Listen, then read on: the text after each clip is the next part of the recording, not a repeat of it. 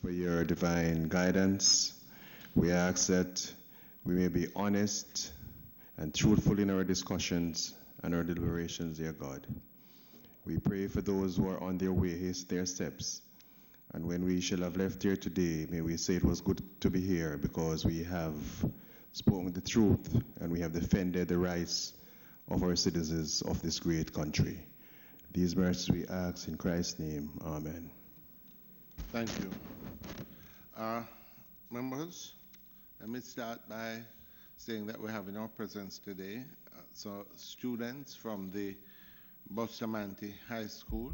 I'd like to welcome them, as well as some students from the Heart Trust NTA on East Street. So welcome to Parliament. Members, just some housekeeping. Today we had indicated we were going to take CMU, the questions asked, and then we would move to the next, which was Ministry of Labor, that has given us some of the report that was requested, but they are a bit tardy with the report. But I'm going to make a suggestion. On the Wednesdays at 2 o'clock, there is a meeting of the Bank of Jamaica. Am I correct? And another joint select. Right? So they want us to finish at 1 o'clock so they can tidy up. And my suggestion is that we're not going to get a substantial amount of work done with Ministry of Labor. We'd only see them maybe for half an hour, given that we're doing CMU. So I'm asking members whether we had told them to come at 11:30, whether we should just send a message to Ministry of Labor and put them off till next week, and we take CMU as best as we can this week, and then move on from there. So members agree with that? Okay, good. And any dissenting voice? Excellent. So we can send a message to Ms. Richardson first. Perfect. All right.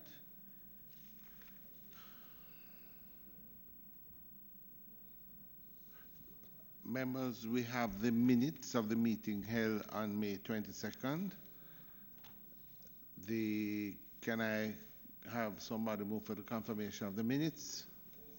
Thank you. Are there any matters arising from the minutes?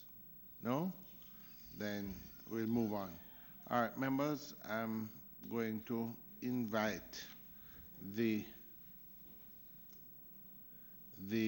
Ministry of Education, Youth and Information and the Caribbean Maritime Institute to come in. Just said to read the matters arising, some of the issues with the Ministry of Labor. It is really on the Ministry of Labor, and so we can take it next week. Right. And I would say to members, if they have any questions, they can just ask the clerk to submit. Reasonable. All right. Thank you.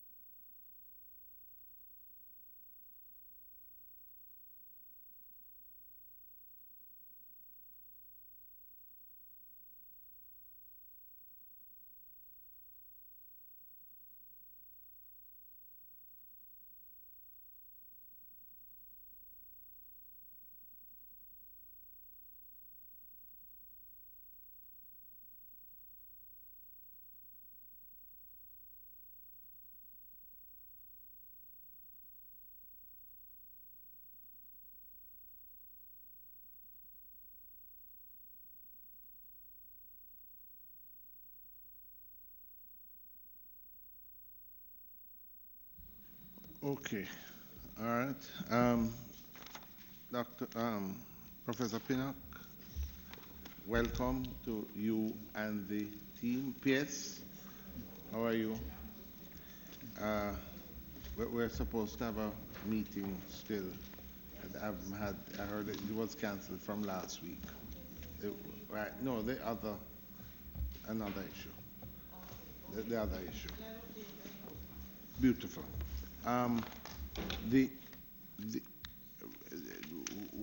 What we have here is questions that were asked, and we're being provided with a report.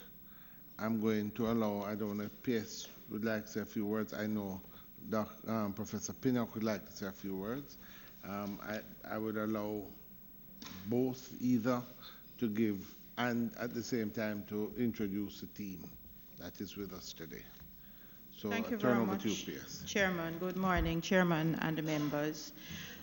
The team that is represented here today comprises Professor Fritz Pinnock, who of course is the president of CMU, and he's accompanied by Ms. Elaine Hayden, who is the director for special projects and strategic initiatives, as well as Mr. Devon Gardner, who is the university's treasurer.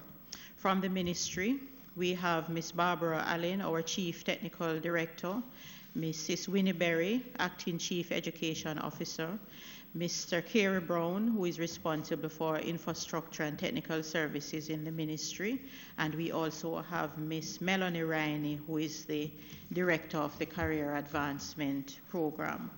We have tried as best as possible, Chairman, to respond to all the questions that we received within the last 2 weeks. The last question which we received, I think it was last week Friday, which we have also included in the report.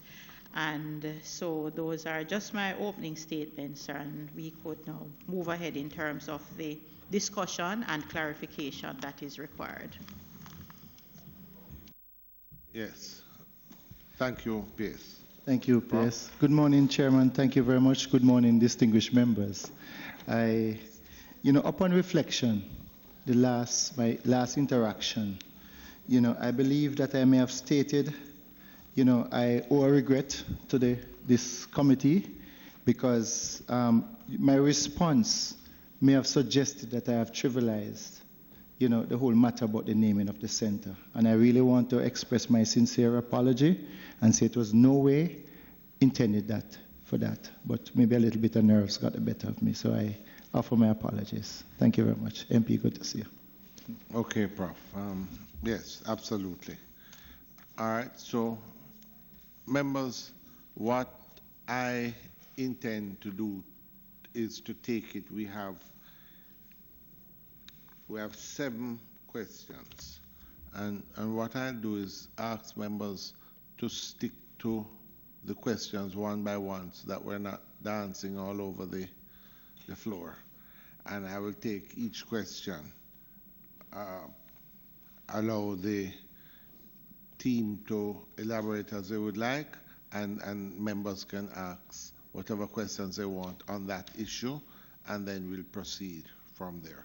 So the first question that we have here is a performance report on all programs which targeted unattached youth. The report should include the information on programs funded directly by the CMU and those which received budgetary support from other entities.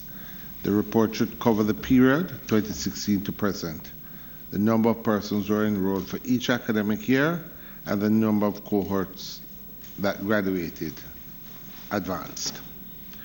What I would ask, Prof, is if you could sort of let us know. I think that what we're trying to get at, members, is what are the sort of programs, unattached youth, which are not really a core university functions, but are performed by you. So these would be in association with Ministry of Education, it would be in association with Heart Trust, etc., etc. And what you can do is just give us an idea. I think you can give a little detail on it, but what I think would be important to us is to at least know which programs How many persons in the programs? And when those programs started, the ones you're doing, and then you can speak to the objectives of the program. So I'll turn over question number 1 to you. No, I've let him. Well, thank you very much, Chair. Committee, you would have seen that we have included a detail and a summary on each program, which you'll see, description of the program. We had the funding, the sponsorship, the cohort specification, location, start date, projected end date, number of trainees, number enrolled, and the number completed or graduated.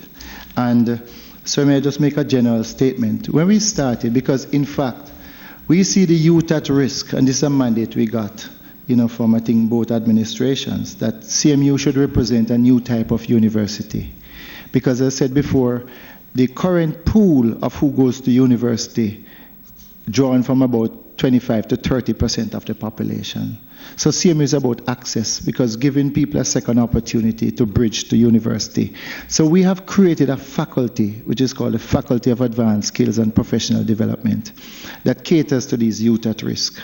And, if you look at the various programs, so we started with the Ministry of Education in 2016 with the CAP, the Career Advancement, but we rebranded it, and we called it at that time, it was pre-college, because at the time we were CMI, and then we later moved to pre-university.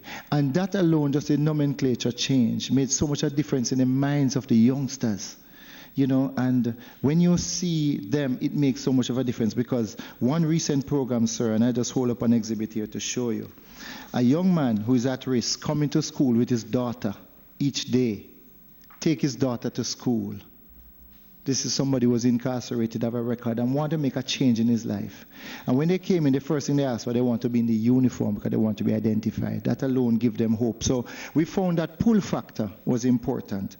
So, and I must say, I stated to the Honorable Committee that we had some challenges at the start, because I said how we source people. And I want to say that our engagement of people, and not to mention Mr. Lawrence, but included other members drawn from both sides of the House, because I want to say that we have had members of Parliament, and I'm going to say from different constituencies, Madam Brown-Burke, and, even my own MP have lent support to the councillor, and, persons have, so it has gone from both sides of the House. So let it never be felt that it's one-sided, and it just is a partisan. But we have seen the results. Just 1 second. You've been calling CAP. I think I got a letter at some point for TAP as well. Yes, sir.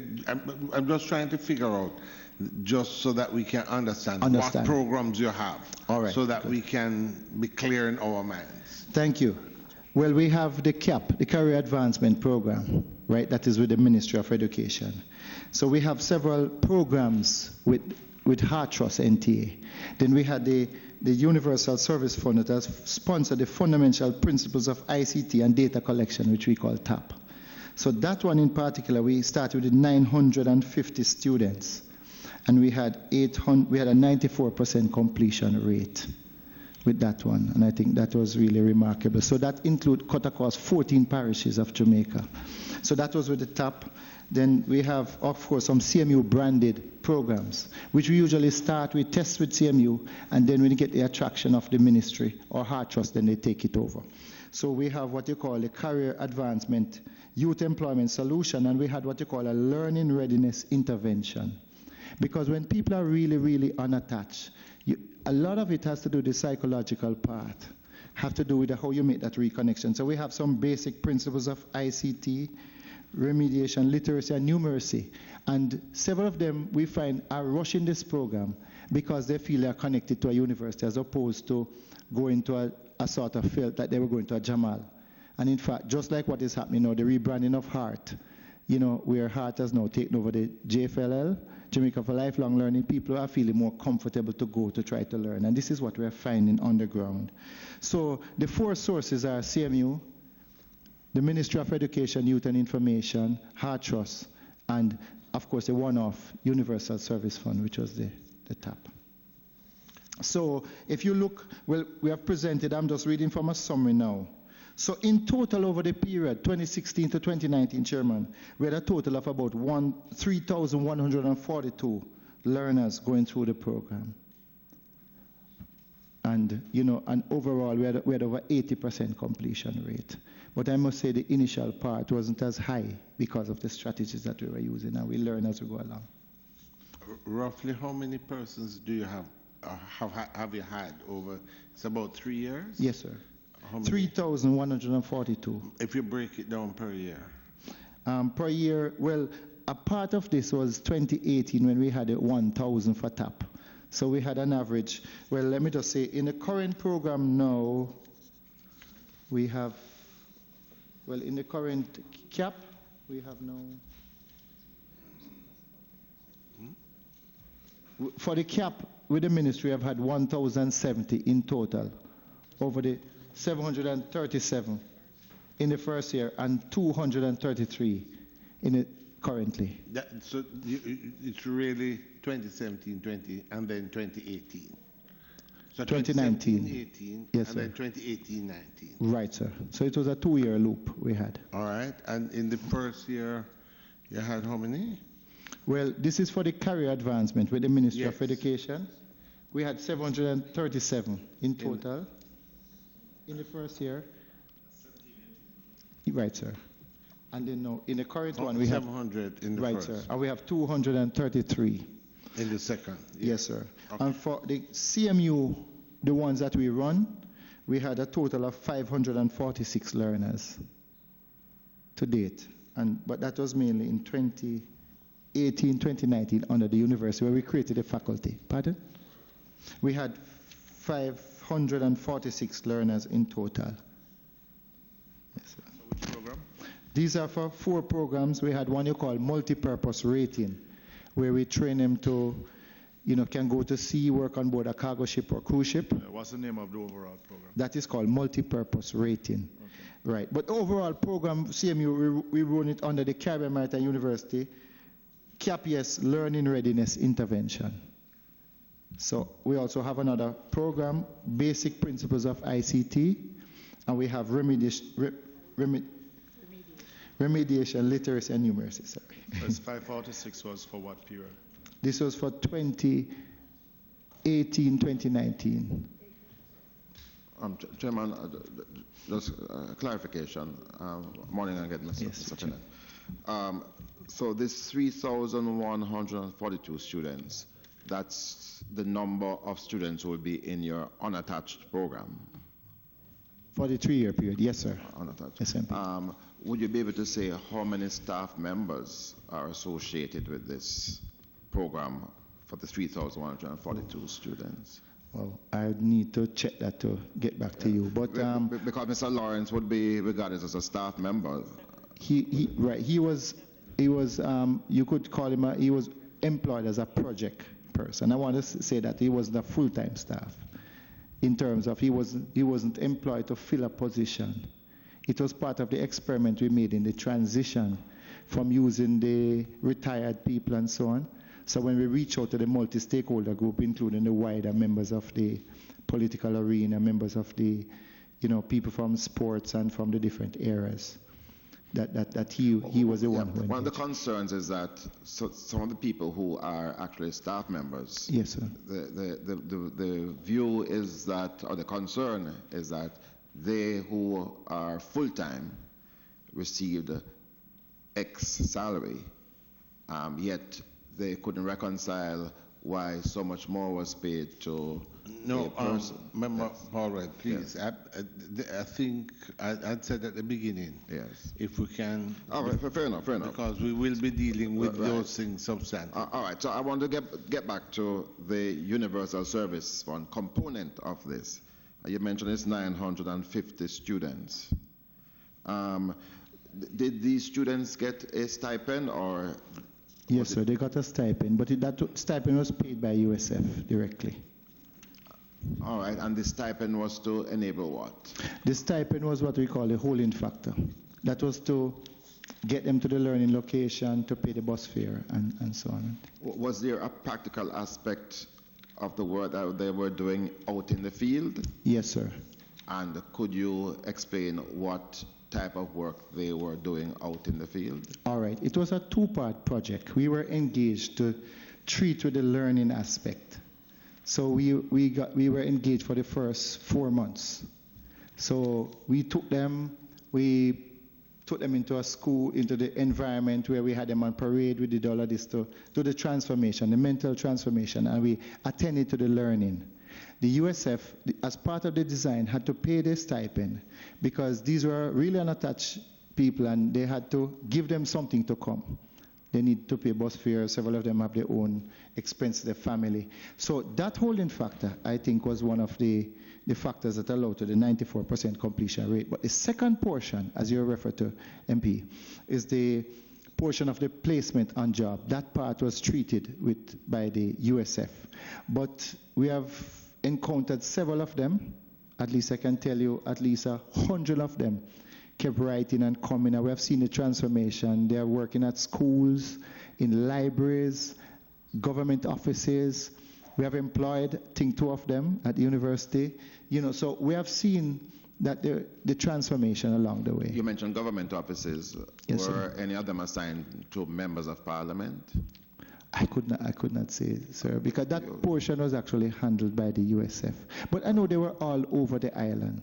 Yes. Well, actually, one did contact me once to say that they were doing canvassing work for a particular member of parliament. Wow. So I think we need to get some clarification, Chairman, on that from the Universal Service Fund, because I would think that would not be in keeping with the project that they were pursuing. Definitely not, sir. And that was not part of our scope. As I said, we attended to the learning, which I knew went very well and was a successful program, but I couldn't speak to the actual placement of them. I think, though, Member Powell's, the office of the Member of Parliament is regarded as a government office. And sometimes the activities in terms of the work that the persons who may have been employed to the MP's office is really determined by the MP, and I don't think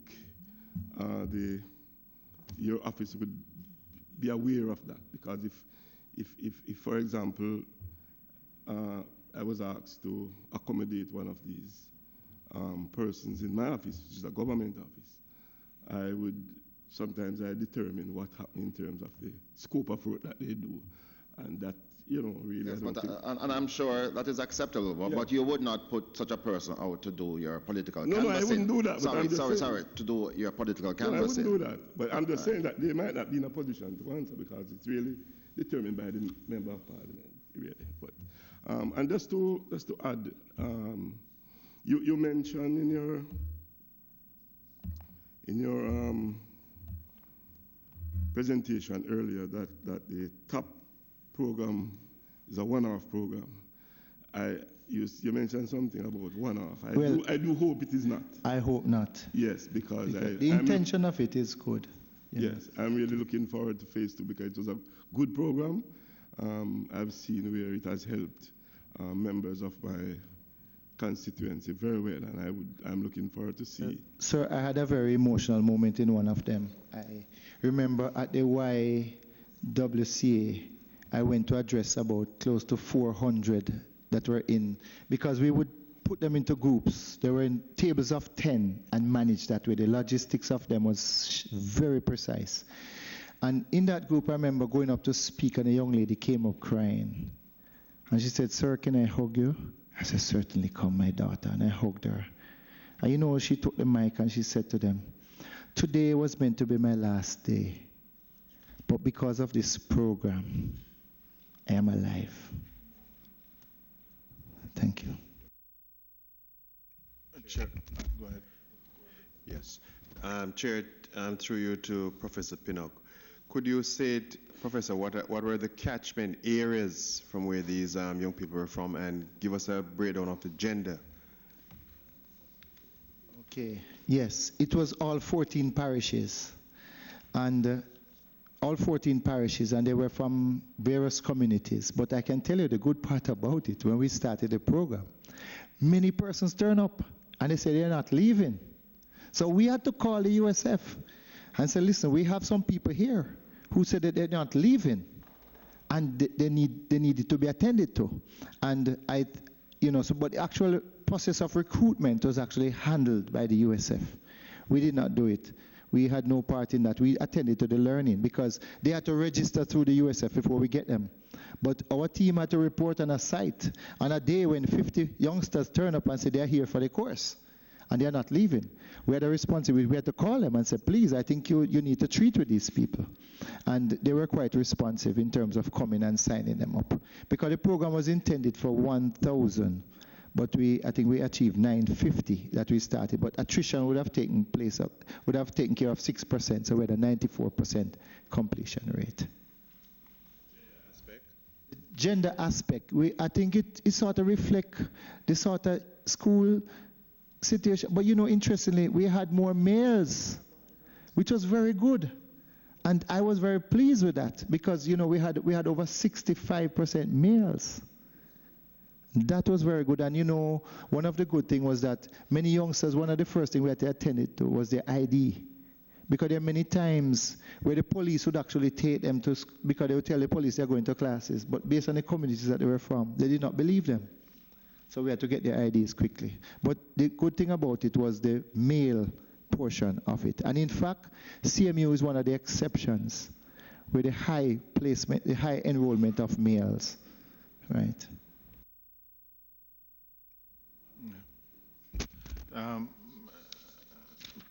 Prof, looking through the report, and we had asked for it come across as most of your programs basically started in 2018 and a few in 2017.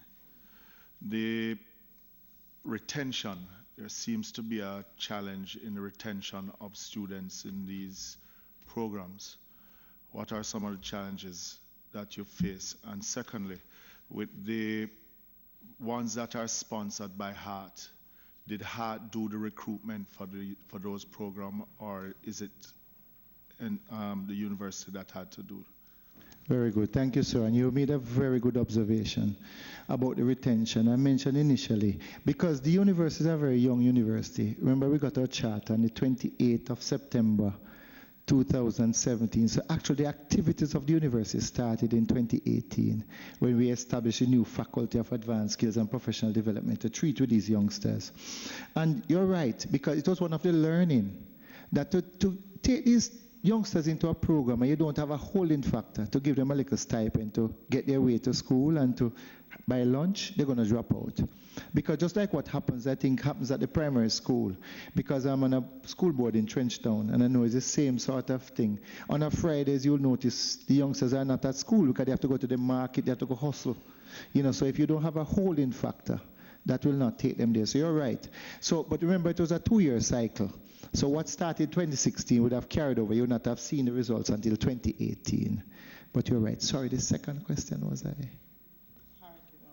HEART recruitment. But when you work with HEART have a very structured way, and they have a testing method and everything. So they actually do their recruitment and we attend to the training. No, you do the recruitment or they? No, HEART would more or less. They are heavily involved in the recruitment. Yes, sir. All right.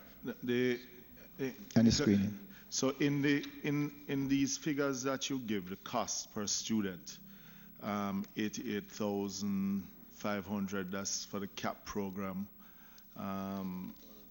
You have some in the 100,000 per students. That stipend is not in those figures. Some of them stipend. The CAP program does not carry a stipend. Okay. Which are the ones that carry a stipend? The stipend would be like the CAP Yes Learn Initiative, the ones more or less with HEART, the ones, right. All the others except, and the ADAPT would not carry. That is the ADAPT, that program was designed for high schools. I don't know if you recall when we had a problem at Cumberland High School, and I got a call from the ministry that we should assist. So we went into Cumberland, and the whole thing was to use the discipline that we have to help in the transformation. So it's a joint thing where we work along with the school So that one doesn't carry a stipend. The cap does not carry a stipend, and all the others carry a stipend. Yeah, because in most... And the cause would not carry a stipend either. And they? The cause, Center of Occupational Studies. So there are 3 programs on there that do not carry a stipend. If you take out those 3, all the others are stipend-based. All right, but yet still with the stipend, some of them, you still have a retention challenge. Yes, sir. Yeah. And that had to do with the earlier parts of the program, as I explained. Because there are many factors facing these youngsters. And, like we have a current group, which is really the hardest core that we took in. One day, 4 of them were not at school. Last week, I asked what happened. They're back in jail. So what are the other challenges outside of retention? For the retention, yeah, outside of the stipend. What are the other challenges? Well, the other challenges, let me just look on this and I can tell you I have some summary here. We have the difficulty in recruiting and retention. That was a part of it because you can understand there are many competing factors, especially in the West. There are other things, But you said generally because most of your programs are sponsored by HEART, NTA. But we have to work with the same sort of group. And yeah, no, you said recruiting, but you said that HEART in itself handled the recruiting. Right, but the retention part, which probably made the greater part of it. You get them to come in and they'll start, and if they don't see anything that can keep them, if they don't have something to put in their pocket, they're gone. So what are the challenges with the recruiting then? No, because you put recruiting as part of the challenge. Yes, the recruiting And when you go forward to the employment of Mr. Lawrence, you have as one of his main responsibility, which is recruiting. Yes. But yet still you're saying that the USF did the recruiting for their program and HEART does the recruiting for theirs. So but the MOEY programs, we actually do the recruiting, which is the bulk, the Ministry of Education. We do the bulk, and our program, we do the bulk. We do the recruiting. So you see the HEART programs, they're in the minority. Yeah. Right. So, the programs of the Ministry of Education, we do the recruiting. But it's to... Well, a lot of the programs that I see here is it's a mixture between the Ministry of Education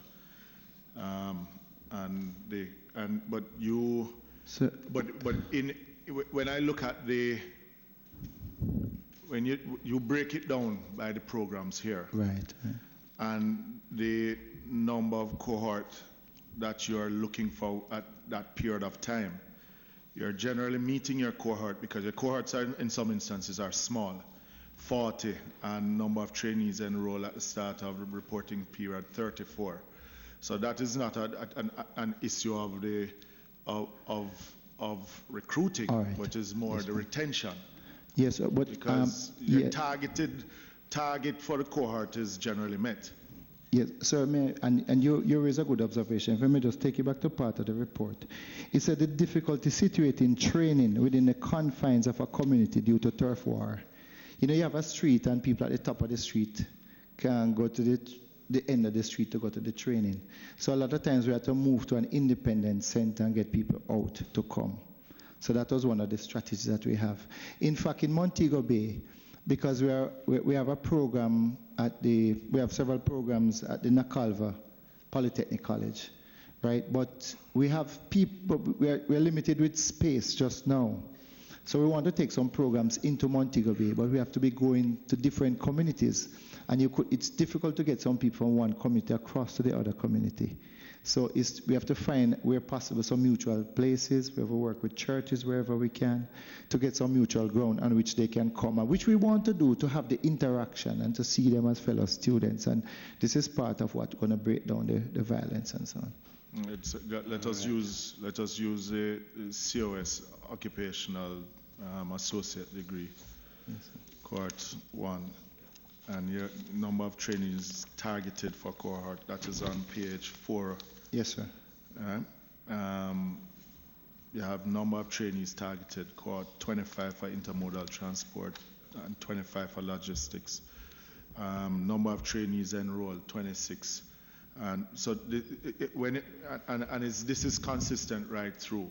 Yes. That some instances the cohorts are very small, but then you only have a 70% completion rate. And why as I said, when you, in your report here, coming back, so I'm just tying it back to the employment of Mr. Lawrence. It doesn't seem that you had a challenge with with having students come to the program. What you really had a challenge with is really the retention. We have more retention challenge. Yeah. So when we get to that other part, then we can deal with it. Member Dunn. Thank you very much, Mr. Chairman. Good morning, everyone. I'd like to make my few comments under the title of Observation, Comments, Recommendation, and a question. First, I'd like to say congrats, Mr. Pinnock and the team at CMU. I believe that CMU has shown itself to be a game changer as far as the landscape is concerned for unattached youth in Jamaica. And you quite correctly pointed out, even by the nomenclature of the university word, that has made a significant difference, I believe, in persons attending the university itself. One observation I note, though, why do you call them learners? Repeat, please. What I call So one of the observations, I know you use the term learners in describing the cohorts. You know, why learners? Well, maybe it's more when you change from being a teacher to a facilitator, you refer to people as learners. It's competency-based. It's a language in a competency base, because we're not just teaching you to pass an exam. We want you to have some skills at the end of the day. So you're treated as learners. Because we have adults, we have, different. So it's a competency-based term. Okay, but I mentioned that based on the fact that you mentioned the word university before and what it connotates in the minds of persons. So learners, I mean, granted that you have the definition and why you use it, but, and I know CMU has a cadet core component that you call cadets. I mean, would you consider carrying on the progression of the change in the words, so at least it instills in the mind of the persons attending the university, something that's different? So whether they call them cadet 1, cadet 2, cadet whatever, for the different cohorts that you have, rather than the term learners. Okay, that's a very interesting and very positive comment. But the word learners is a standard, right? But as you rightly said, the cadets, so we do refer to the more paramilitary-based programs as cadets, but there are components that we do put in every training, and that is probably our unique blend. Because at the end of the day, is the employability of the person. Because as I said, when you give a person with a bad attitude a degree, you get an uncontrollable human being, if you don't affect the mindset. May I comment, Ira? The other thing I'd like to say is that, I mean, we have a new minister of energy. But I'd like to, just personally, like to thank the former minister, Wheatley, on this particular program called TAP. I have personally seen the changes that it has done to a number of students, especially within my constituency.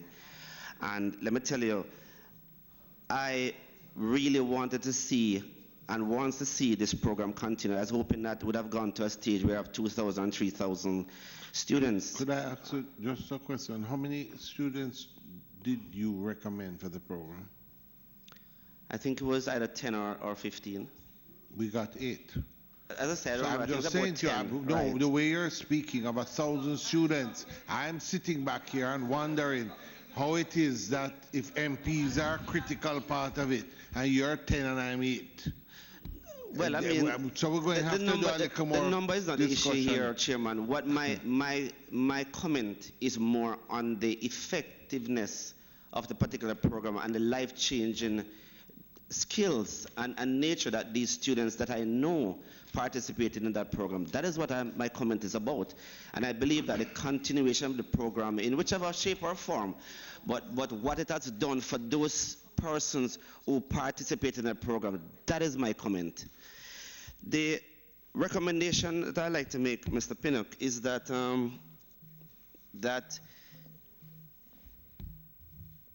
I realize in the scheme of programs that you have in Southeast St. Mary, and not to be high is one of the programs that is under the CAP program, and St. Mary Technical High is also under that program. I think 48 and 50 students within those two high schools. And I can say I would like personally to see those expanded, because again, you can see that just from the uniform that these students wear, you can see the pride that they take in just being in that particular uniform. And I personally want to see this program expanded in those areas, and not to be in particular has a number of issues. And if we can expand the program, I think we can capture much more of the unattached youths from that level and start to re-socialize them. And the other recommendation I'd like to make, there's an area, Mr. Pinnock, called Cape Clear in the Louis Story area of Southeast St. Mary. It is a facility that is just languishing. And I believe that CMU could establish an off-campus university at that particular place. And I'd like you to look at it. It not only has student learning facility, but it also has housing facility at that particular place. And I believe that apart from just having a main campus at Palisados, you can establish another main campus on the north side and to use a particular. So that's my recommendation. So the chairman. Thank you very much for that. With 63 campuses, but yes. Oh, sorry. No, member Daly. Thank you very much, Chairman. Mr. Pinnock, I am a little surprised to hear that there are members of Parliament who actually got notification to make recommendation for the CMU. I'm wondering if I'm hearing right.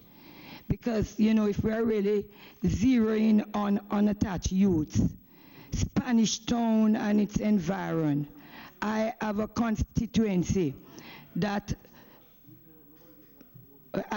Chairman.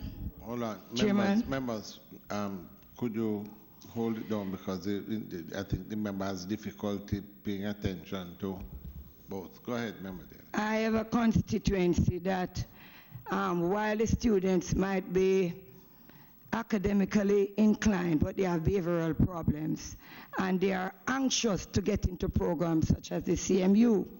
I did not, and I have never been told that there is any kind of room that I can even assist them in terms of, well, I assist with school fee from time to time, but never been told that we could identify from the constituencies some persons who would be eligible to be a part of that program. But I have another concern, Chairman, and it has to do with the persons, and I don't want to single out Mr. Lawrence, but what I've been hearing from you, Mr. Pinnock, is that while you have persons who are academically inclined, but you have serious issues with behavioral problems in your institution. And therefore, I am wondering if Mr. Lawrence is capable of eradicating, not just to curtail, because you can curtail something to assist you with your program to go forward so that you'll be able to meet the objectives. But when you send them out, you would want to make sure that when they leave, you totally eradicate that kind of behavior so that they will be able to fit into the working world. I would love to get from you if there are trained persons to deal with the psychological and the emotional aspect, because that is what is causing most of the behavioral problems in our youths, especially the youths at risk. So I would like to hear from you, because I believe Otney probably can, and Mr. Lawrence with good intentions can assist with communicating effectively because of probably the kind of areas that he would have represented before. But I do not believe that he can go to the root cause of making sure that when those individuals leave your campus, there are in a holistic way, they can go out there and make meaningful representation to society. Well, thank you very much, and you made some very good points. First of all, I just recap the engagement was done by the USF, as I said, not by the CMU. That was the first question, right? The engagement of... The engagement for the recruitment, the recruitment chairman for the training for the TAP program was not done by the CMU. Remember I said it was done by the ministry, the USF. So we came in as the training partners, but I want to talk to you after, because there are various members who have reached out to us and we have worked with them. And I can tell you because Madam Brown-Burke, we have several programs, lots of programs in her, because we do work with people who have, if you reach out to us and you have a situation, we'll work with you.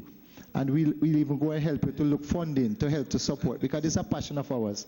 Anybody you have some space, we can keep some course, I say to you, we'll reach out to you. But the other part about the behavior management, Mr. Lawrence was engaged on a project basis for a particular task.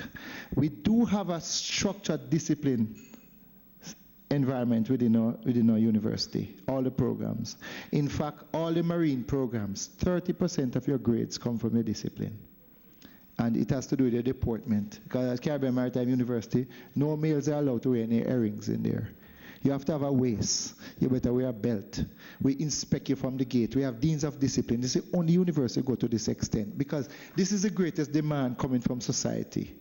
This is the greatest demand coming from society. And I like to say we'd like to work with you. I remember Phillips because he check up on his students. We'll talk from, quite a lot of times. No, it's not about that program. It's about checking up on his students and having students and wanting a program. We'll work with you. So it's not about, so we want to work with you and we can do this. But on the point about Mr. Lawrence, yes. No, it's about, yes, because the discipline, we have a structured department, and we deal with that. It's built into our programs. It's a function of the programs. And this is even part of the partnership with the Ministry of Education in the secondary schools with the ADAPT. So again, as was mentioned about the high schools, these are schools that the ministry identify having problems, having issues, behavioral issues. We'll partner with them and we go in. And one of the transformational thing goes with these students. We say to them, you're special because you're part of a university. So you're going to wear two logos. One is your school and one is this. But we're going to require certain things if you want to wear the uniform. We're going to put you on parade in the mornings, where we have to inspect you. You have to line up to the behavioral norms. And we now introduce some skill components, probably relating to employment. And this we find so far is very successful. So I'm sure the ministry will speak to the ADAPT because they're planning to roll out to more schools. We started one as a pilot, and I think now we're in 9 schools. Right. All right. Member Clark. And then Thank you, Mr. Chairman. Members, there are 5 questions, so, Mr. Chairman, I just also want to lend my voice, my support to the work being done at CMU. Mr. Chairman, I don't know if you understand that the constituency that I represent is 77% informal. So you understand what I have to deal with. And Mr. Chairman, there are a lot of unattached youngsters within my constituency. There are a lot of them that has what my fellow member described as behavioral problems and needs to address. But one of the things that I would want to share my opinion on, Mr. Chairman, is that Mr. Lawrence, in his capacity as somebody who will go out there and find the students who are want to be a part of the CMU family, I don't think it is, and correct me if I'm wrong, it is not his job to really deal with the behavioral pattern of that child, but really to get the child, the youngster, to understand that there's a second chance for him where the CMU is concerned. When that child gets in the family, it is now that of CMU staff members to make sure that they adhere, and I overheard Mr. Pinnock speaking to that, Mr. Chairman. Mr. Chairman, when you see those youngsters anywhere offering assistance at any event, or a part. You ever hear your grandmother say, boy, they see him turn up? That is how the uniform fits on these students, and it makes them stand out above the rest. I would love if you take and UE had a uniform situation where it teaches them some amount of value where dress code is concerned, Mr. Chairman. Mr. Chairman, I am not one of the 63 who would have gotten invitation to send persons over, but I know of the program, and whenever I am one student here. Sorry. I know the program. I have at least gotten at least 3 youngsters into the program. The Montego Bay plant is very small, and therefore it does not lend support. Also, Mr. Chairman, I am wondering if the ministry that the CMU falls under, if they will now look at extending or expanding the Montego Bay plant to take in a lot more. Mr. Chairman, leaving here today, one of my tasks is to go back and find as many. And don't get me wrong, you don't have to pay me. I'm going to do it on behalf of my constituents to make sure that many more line up or signed up for CMU, because, Mr. Chairman, we have seen the produce of that institution, and that is where I think we as city fathers and nation builders really need to focus, Mr. Chairman, because we're losing our youngsters to something else. All right. Member Filbert. Dalrymple.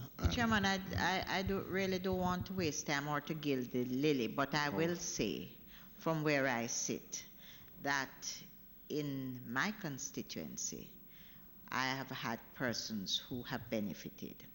And I want to make mention. You got a request to send some persons? I didn't get a request. I knew of the program, but I will tell you, I recall, and I was just saying that to my colleague here from the other side.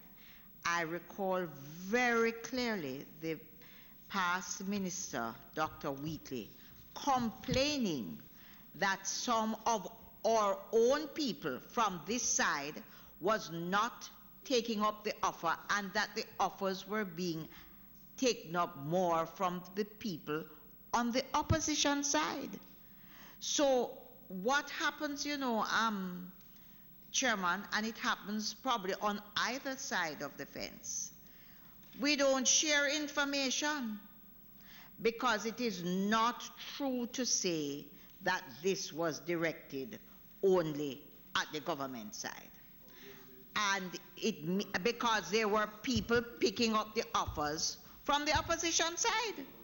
And the other thing is, I just want to say, because when you're complaining and you're digging and so, I want to record my own appreciation, because CMU is one of the few places where you have children going, young children who are unattached, have a problem, and can't pay their fees, and you can call to that institution, and you can speak to Mr. Pinnock himself, and he will say, I will wait until the funds that you commit from your CDF come. And I can say that I don't get that from UTech. I don't get that from UTech. I get students who cannot graduate because of the money. So whatever we want to say, if indeed we are looking at the future of the country, what we have to look at is the end product. What comes out, and is the institution helping to mold the young people that have lost their way? Member Campbell. Thank you, Chairman. Prof. Pinnock, I hear all the accolades which are being put at your feet. But I have a little concern. How sustainable are these programs? Because as I understand it, university status is not just thrown at you and given away willy-nilly. You'll have to have programs which fall within a certain band. and you'll have to conduct research and do your publications and all that. Given that you seem to have a preponderance of these programs, how sustainable is all of this, given that you'll have to seek, you have to go back to the council for them to continue to certify you as having the status of a university? Well, very good observation, sir. And I can remember it was right in this honorable house. I was sitting right up there when the bill was passed. And the Gleaner reported that I cried. Yes, I did. Because I saw the overwhelming support from both sides of the house. And what came to me at that point was a responsibility that rests on my shoulders. And it's about how do you give access to these youngsters. So CMU, I like to say, opens access. Because universities in the past were built. In fact, in the 10th century, when in the Western world universities started, they were built to propagate knowledge. But who has more knowledge than Google and YouTube now? So universities have to redefine themselves, reinvent themselves to find another space. And there's a new creature called industry. So what we do at CMU, we take our mandate backwards. We go to the industry, find where the jobs are, then we work backwards and create the programs. So having these youth at risk, my satisfaction is to see them make that bridge and come into the formal program. And I can share with you that we have the largest FESTO authorized and certified training center in the world. This is a center for automation and mechatronics. And might I say to you, one of the top students in the pneumatic program so far has been one of these youth at risk. It's a lack of opportunities, and I am an advocate for these people. I want to create a bridge for them. And I want to say to you that I do not want to be associated with the traditional universities that you are judged on how many people exclude. I want to see how many people can cross that divide. This is the greatest crime fighting strategy for this house. When you invest in a youngster, it's cheaper to train them for a skill than to try to keep them in prison for life. No, I'm member done, but you have spoken already, eh? Well. Labor endpoint.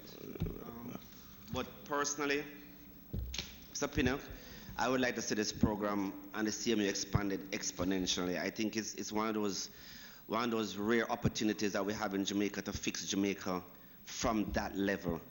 But one of the course I hope you'll offer at some point in time, though, I'm not sure if it's done now, is like bands. Like I know some school has bands, but music learning is a great tool of enhancing persons or of deviant behaviors in some cases, and I'd like to see that component be included at some point in the university if it's not. Yes, well, thank you very much. But Member Campbell, sir, if I may just go back to your point, I'm coming to this quickly. You made a good point, and I want to say majority of our programs are not these students. Majority of our programs are the degree programs. But within our degrees, we have stackable credentials. So I want to see the output, not as just writing papers, but solving problems. We have 3 patents coming out of the university just this year. And this is what I like to see, the transformation, how you're going to change situation, because we have a complex world. So just writing a paper, no disrespect to that is important, but you must be able to solve a problem. Our engineers are challenged that when you're finishing, you're not just going to write a paper, you're going to produce a prototype. And many of these prototypes are marketable. In fact, one student, he invented this machine that actually not just pick the feathers from the chicken, but take the skin off without damaging the meat. And he sold a few to pay a school fee, and he won the Prime Minister's Youth Award last year. So I'm saying these are the type of, when you remove the boundaries and leave that space for innovation, what we call at-risk youths, these kids are so street smart, they lack access and opportunity. So the program about the course for the bands, we are finding that this is a pull, because right now we have a marching band with the cadet, and we're expanding this to the high school. We're cheerleading is a top sport. Mr. Chairman, we recently sponsored the by extending a few scholarships given to us by the ministry with the Dancing Dynamites. And people ask, how are you going to associate a brand with the Dancing Dynamites? I said, these are talents. When you look at the Dancing Dynamites, this is where we draw resources for our cheerleading team. For 3 years in a row, we have the top cheerleading team. So where we used to shut out as a nation sometimes, I figure there are resources there. That's all I'm just saying. So I want to commend you. The last... Just quickly, on the USF program, the minister herself stood up in Parliament here recently and spoke about the reduced intake of funds to the USF. Seeing that concern, is this program a one-off program here now, or will it be a sustained program? Because if I'm to go by the calculation, the funding 130,000 per students at 950, that's 123 $million. That would have been that would be required to run a program like this again. Yes, well, that's a good observation you made. Very good, sir. But again, we have to ask ourselves, as a country, do we pay a higher cost for trying to, for the Zozo and trying to keep them out? That's not a question I can answer. I'm just saying, as they... Have they it's a good question. No, have they engaged you to continue the program this year? No, sir, but we are in discussion with the USF now about a possible phase 2 portion, right, Elaine? Yes, we're in discussion, but you're right. But it's a good point you made, because I think they get their money from the termination of cause. Right, because you see what happened is the USF has basically putting out, for schools, they used to pay the internet for high schools, they are no longer paying it. They used to roll out centers which are no longer.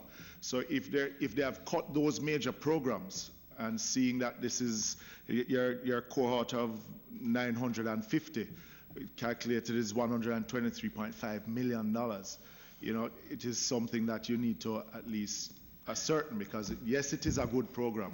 But secondly, also, you say here in your report, the USF then took over the second leg of the training, where they were responsible for the placement. What was the other leg of the training?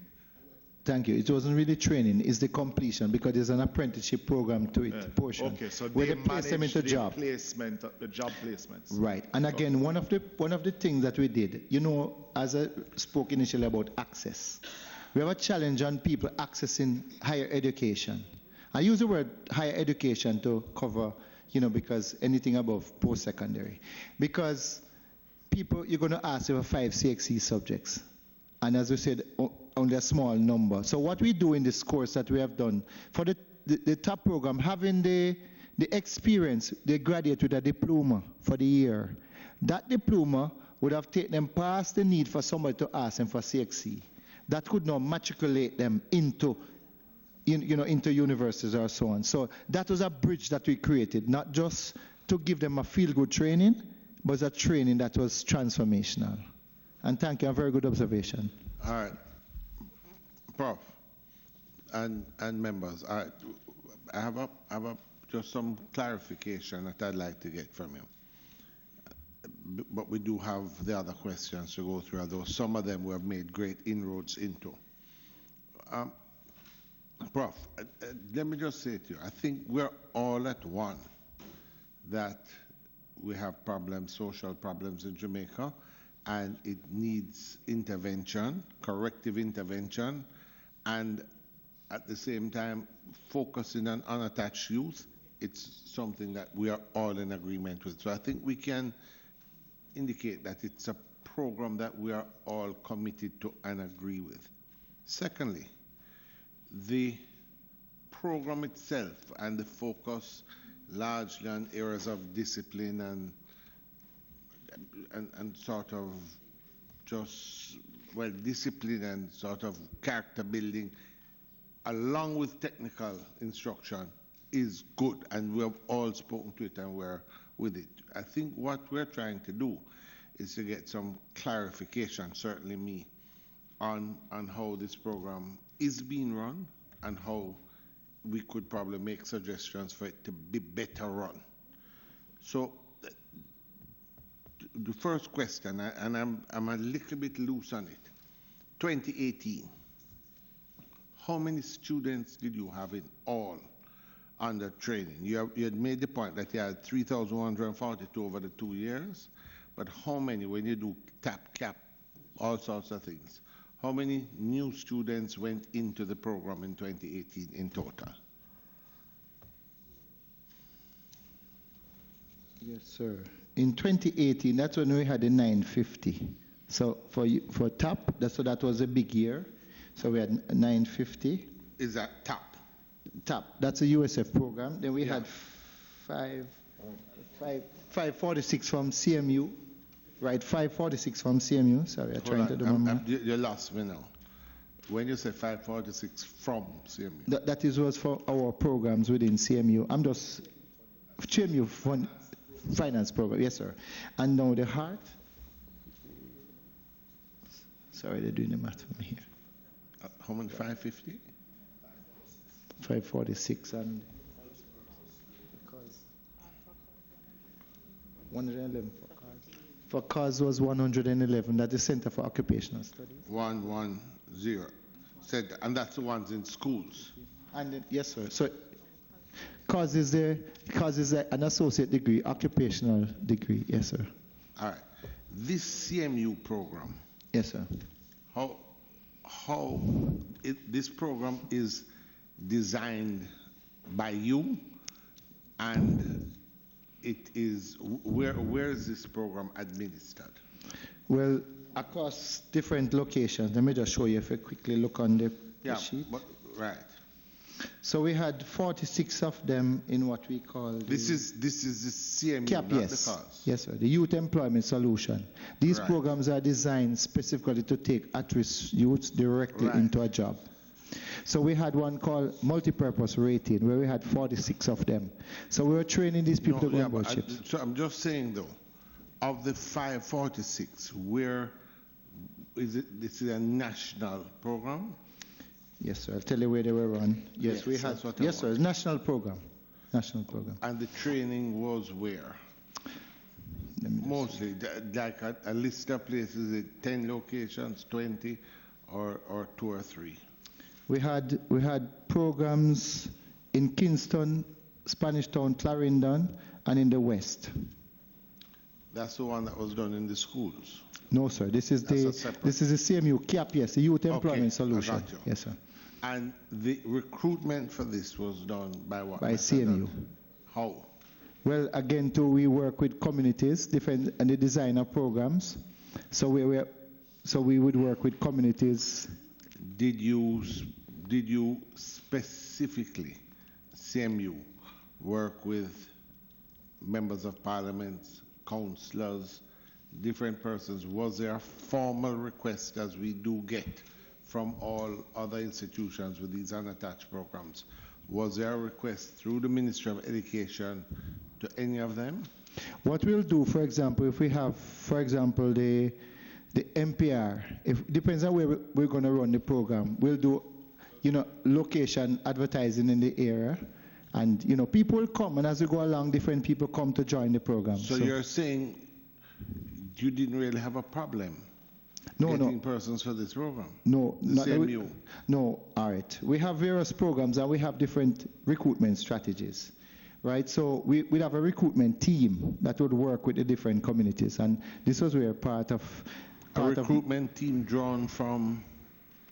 No, it's a CMU team, but it depends on where you're going to run the program and the type of program. Because sometimes we'll call upon for database from HEART, from the ministry. We work with the various communities, depending on the type of program. So you would send your people into the community and just do some local advertising and people come and sign up? People sign up, but yes. Largely for this program, you were not, you had no outreach to... But and part of this was a coordination of what Mr. Lawrence would do too for some of these programs. Yeah, but Mr. Lawrence was involved in this recruitment in places like Westmoreland, Manchester. No, we had a team. We had a team that worked with the different locations. Okay. As I said, we're coming to that, but I'm just making the point. So you had 546 here. You say the TAP program. Right. The TAP, remember that was... Again, I'm just saying, when we heard of the TAP program, certainly from my perspective, we reached out, we had a discussion, and I was told 8. My persons were pushing to get more because we're all talking how good it is. I'm interested how many people are saying it's good, but did not get an opportunity to actually send. We reached out, we're told we could get a maximum of 8. If, you know, that would account for maybe 500 of the persons. Now, are you saying that these on the TAP were recruited through the Universal Service Fund? Yes, sir. Remember, so they have a team out there recruiting. They did the recruitment directly. We were the training providers. So we were in that program. So you're saying that, yeah, but you see, to do this sort of recruitment, there must be some methodology. I'm just trying to figure out the methodology because I'm just being very frank. I've heard every member of parliament talk about how glowing the program is. But many who are even speaking have not had the opportunity to send the first person to the program. Well, I've heard members say that people in the constituency went, but that they did not have an opportunity. But maybe everybody did, fine. I'm just saying that I think we can all agree that we would want to send more, would we not? There's certainly no difficulty in sending persons to the program. The point that I'm getting at. But Chairman, I'm sure you could authorize and get the information from the USF as to who attended and from where. Absolutely. Well, and the last question that I would ask on this. You have this program in schools, Western Jamaica and some of the corporate area. Again, this program though was, I think it's called the CAP Yes or something like that. But the question is, was the selection of these sites made by the ministry or by the Caribbean Maritime Institute? That's the one in high schools? Yeah. Well, the ministry would keep their records, and what they do, the schools that they have are the hotspot schools, if you so call. Like as I mentioned, Cumberland was one of them in the past. Yeah, well, Cumberland, yes. Right. And the others that they would have looked and they had behavioral problems, that is where we would get the instruction from the ministry. So I'm saying, PS, the selection of these schools was made by the ministry, by the technical staff in the ministry, or was it made by the political directorate? Well, for the ADAPT program, sir, ADAPT is Alternative Development Achievement Pathway. These are actually students who are in the grade 10 and 11 cohort at selected schools who the principals would have identified as having some behavioral challenges, and they want to find a positive approach that can be utilized for their training. No, I'm saying that there were only 1 or 2 schools selected. I'm saying, did you make the technical decision to select those schools? Yes, sir. We actually, within the ministry, based on the information we got from the schools, made the selection that we wanted to do the program in these schools. We started with Cumberland, then Innswood reached out to us, and then the others saw the success of those programs and sent us the information. But just to bear in mind, sir, that these are actual students who are already enrolled to those schools. They are already being supported by the ministry, and we pay CMU a small amount of $15,000 per student per annum for the behavioral aspect of the program. This is the CAP Yes. This is the ADAPT, sir. The CAP Yes. I'm talking of CAP Yes. Okay, so the CAP Yes, sir, the CMU submitted a proposal in 2016 which focused on specific parishes across the country, the Western, Kingston and St. Andrew, Clarendon, St. Catherine. They started the program on their own, and then in 2018, when we started the initiative with Nakalva Technical, we started that discussion again, and so the ministry is currently supporting the Nakalva Technical CAPS program. I believe we have 90 students who we are supporting, including ensuring that they receive lunch on a daily basis. So the CAPS within itself, Chairman, is really a specialized program that we felt at the ministry that we needed to support through Nakalva Technical, and also would be willing to provide further support once we see where the actual need is. The CAPS is in Nakalva? The CAPS components, sir, for the ministry, and there is the report is on page 33. It details. So which is the one on page 24? Okay, the one on page 24.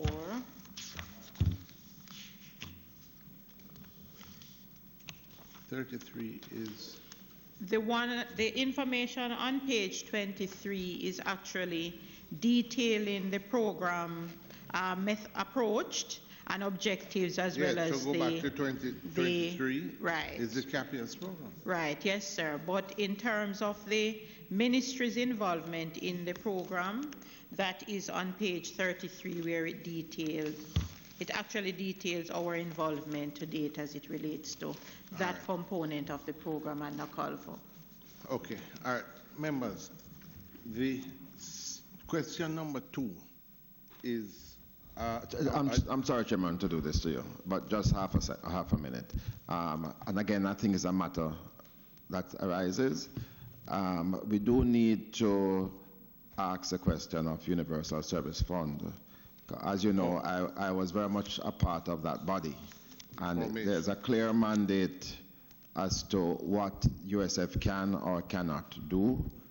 And the last amendments that we did in 2015 allowed USF to assist like those persons who were going to go into business related to technology, those persons who wanted specific training to do with technology.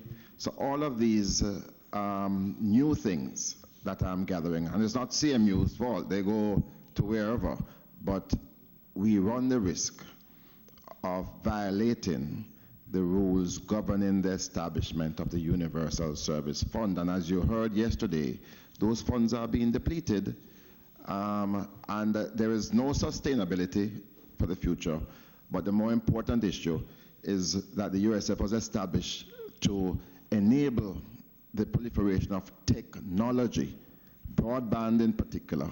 So the e-learning project, the tablets in school project, those are all related to technology. Some of these new ideas are unrelated. And I think it's important for us to ask USF that question. Okay, members, this is the performance report on the programs. Now, the second question is the report is the challenges that they had. Now, a lot of the challenges, question number 2 is a detailed report on the challenges leading to the engagement of Mr. Othniel Lawrence. I think we can move to that question. And we can do that and then morph into the report on the challenges leading to the engagement of Mr. Othniel. We'll take that now. So let's move to the second question. So, yes, Professor, I think we're now on page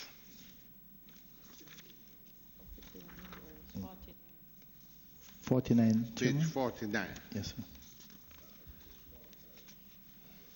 Yeah, sorry. 40. No. Yes, all right. You want to lead off and indicate? So let me just, and again, I want to make for clarity. And Mr. Lawrence is one person of a team, of a multi-stakeholder approach that we took.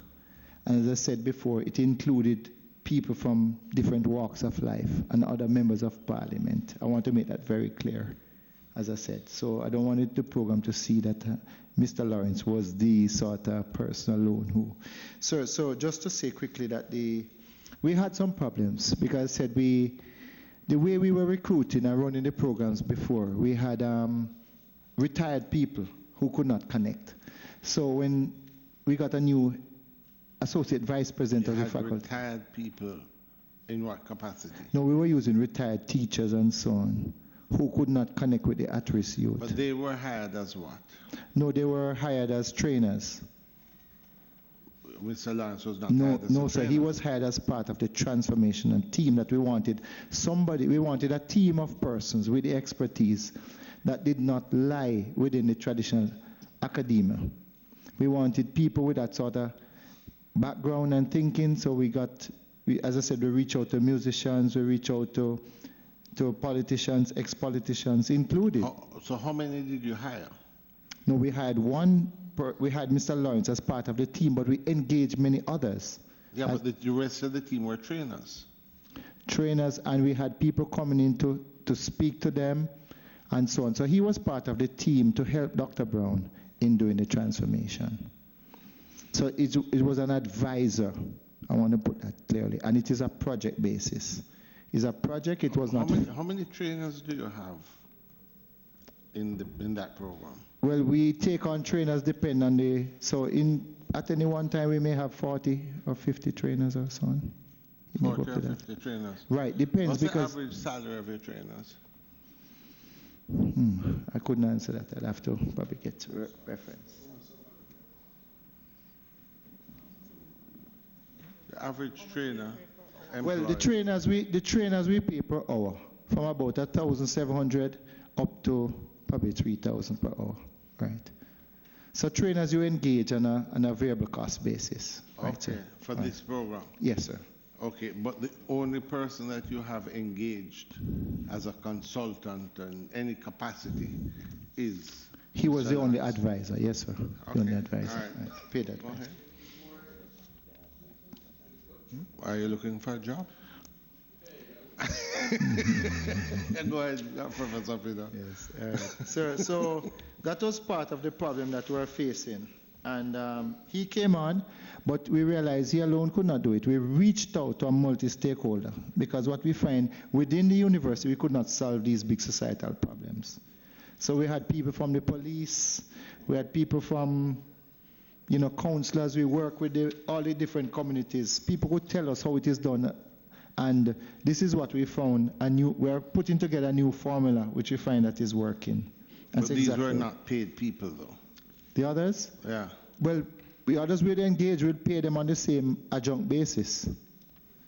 The adjunct that we'll pay. So we also have the deputy national coach of the football team, who is part of the team, and he's paid.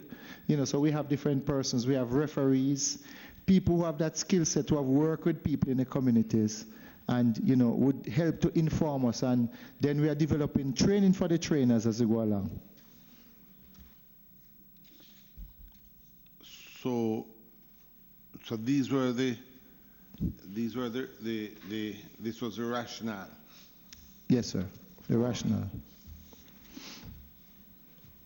So I said, included, we have one of the national coaches for the football team, who's also working, and he's paid at CMU, and he's doing a good job. All right.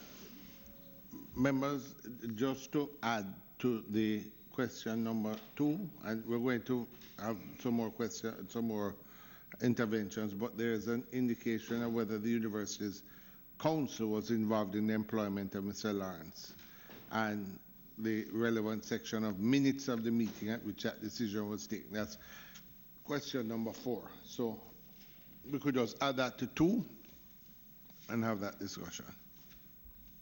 Yes, sir. Well, the University Council, as per the Act, the Caribbean Maritime University Act of 2017, would state the levels of positions that they would get involved in, and the rest were delegated to the president and the team. And this position is not a high-level position, it's an advisor at a faculty level. So this is not one that the University Council would directly get involved in. All right. So So basically, it was not taken to the council, it was a decision taken here. How many persons were interviewed for the job? So let me go back again and just state, and this, as I said, was a project with a finite life, right? It was not filling a vacancy. Because when you fill in a vacancy, there's an approach to it with that, you'd have to get a pool, you'd advertise and so on. So this was an advisor for a project with a finite life of specific responsibility. So it is not a vacancy, not a job portion we're filling that. So you're saying, just to answer the question, how many people were interviewed for this job? Well, for this project, he was the only one interviewed because of the interest that was here and what we were looking for, the skill set that we're looking for. But later we engage others, including, as I said, the coach and referee who is now working with us. Are they employed as consultants too? No, the others are employed as coordinators with specific responsibility. So we had one advisor for this, which is a finite life, which is. So none of the others are paid the $5 million a year, 5.5. They're not a consultant, no, sir. Because again, most of the others are engaged on a per hour basis. Yeah, but in your process for employment and thing, you said the deliverables under the contract are, and you list out five deliverables. But you're saying that he was employed as a contractor for this particular program, which are your unattached youth program, and in it you basically he's basically contracted as in his contract as an advisor to the president. No, sir, not at all. Never. Yeah? He's in the contract. He's an advisor to the university. The president so can we get a copy of that contract? The copy of the contract, I think, was supplied. No, yes, sir. I'll give it. I'll give it to you. Yes, sir. All right. Oh, sorry, it is not in the. We give it to you. He's an advisor, not to the president, but to the university. The president has no advisors. No, I'd just like to see the contract itself. And with this, is this 5.1 million per year, is this gross or net? Gross, sir. And his taxes are paid by whom? Are paid by him. By him? Yes, sir. So it's gross. Yeah. Right. So he's responsible for this can be the gross and then the additional amount. Yes, sir. And yes, yeah. Right. And is it normal? Are all these other contract consultants beneficiary of the health program? Because here it says per annum plus health benefits. Is that something that other contractors, consultants? Well, so we're getting a copy of the contract. Well, just to let you know that I'm also on contract and I have health. So it depends on the type of engagement. Yes, sir. Because, I mean, all my team here, they're on contract and they have health. So I think what you're referring to, sir. As a consultant, you have a list here, a schedule of consultants. Are the other consultants the same, benefit from the same health insurance? The others are faculty of staff. He's a consultant, so. Yes. No, the others are not. So what makes this one different from the others? Well, it's more the type of engagement. It's a full-time engagement, as opposed to a limited hours or so. I'm still unclear though, because you say it is particular for the program. But when we went through the first part of the report itself, you said that in your report here for his employment, having issues with bringing persons to the program itself, rollout of programs, but the report itself here shows that there's not a problem in bringing students to the programs or participants to the programs. Your challenge is really the retention. Correct, sir. And where recruitment is concerned, the ones run by the Ministry of Education, a good chunk of it are within schools. The others, you said the USF and HART will do the recruiting. Yeah? You also state in the report that when a review of the programs were being done, he came in, he was included in it, so he wasn't the one really leading the review. So I'm still not understanding what his main role is within the institution as a consultant, because you list out here, provide advice on matters affecting CMU where necessary, source new business opportunities for CMU, represent the university in various fora as and when required. Has he ever done a report on anything that he has done? And is there a required reporting period? Yes, sir, there's a required report. In fact, he has a major report which is now on the way. Yeah. Summarize the whole process of everything. So that is. So you're saying that he has been engaged for over a year and you don't have the first report? No, there are reports, sir. We have, if you look in the actual below, the precise overview of the professional work, and these come out of reports. No, not the outline of what he's to do. Has he submitted a report to you? Not to me, to the faculty, because every month each person, each leader in different areas have to submit reports. So they have a dashboard report, and every month those reports are done. And these, you can see from here the summary of the reports. It's interesting though, Chairman, because, and why I would love to see those reports, because coming out of Petrojam, and the reason why I raise the issue, Prof, is, you know, if HART could perform the same services that he was performing, and if we are speaking about, you know, effective spending of resources, and it matters not who the individual wants to be, but I find it funny that even when the media itself approached the consultant, he denied working for the institution itself, and he denied working with the institution itself. Right? No, when your time comes, you can talk, member. But all right. So, you know, and why I am the one who asked the question if the council was involved in the employment of the consultants, because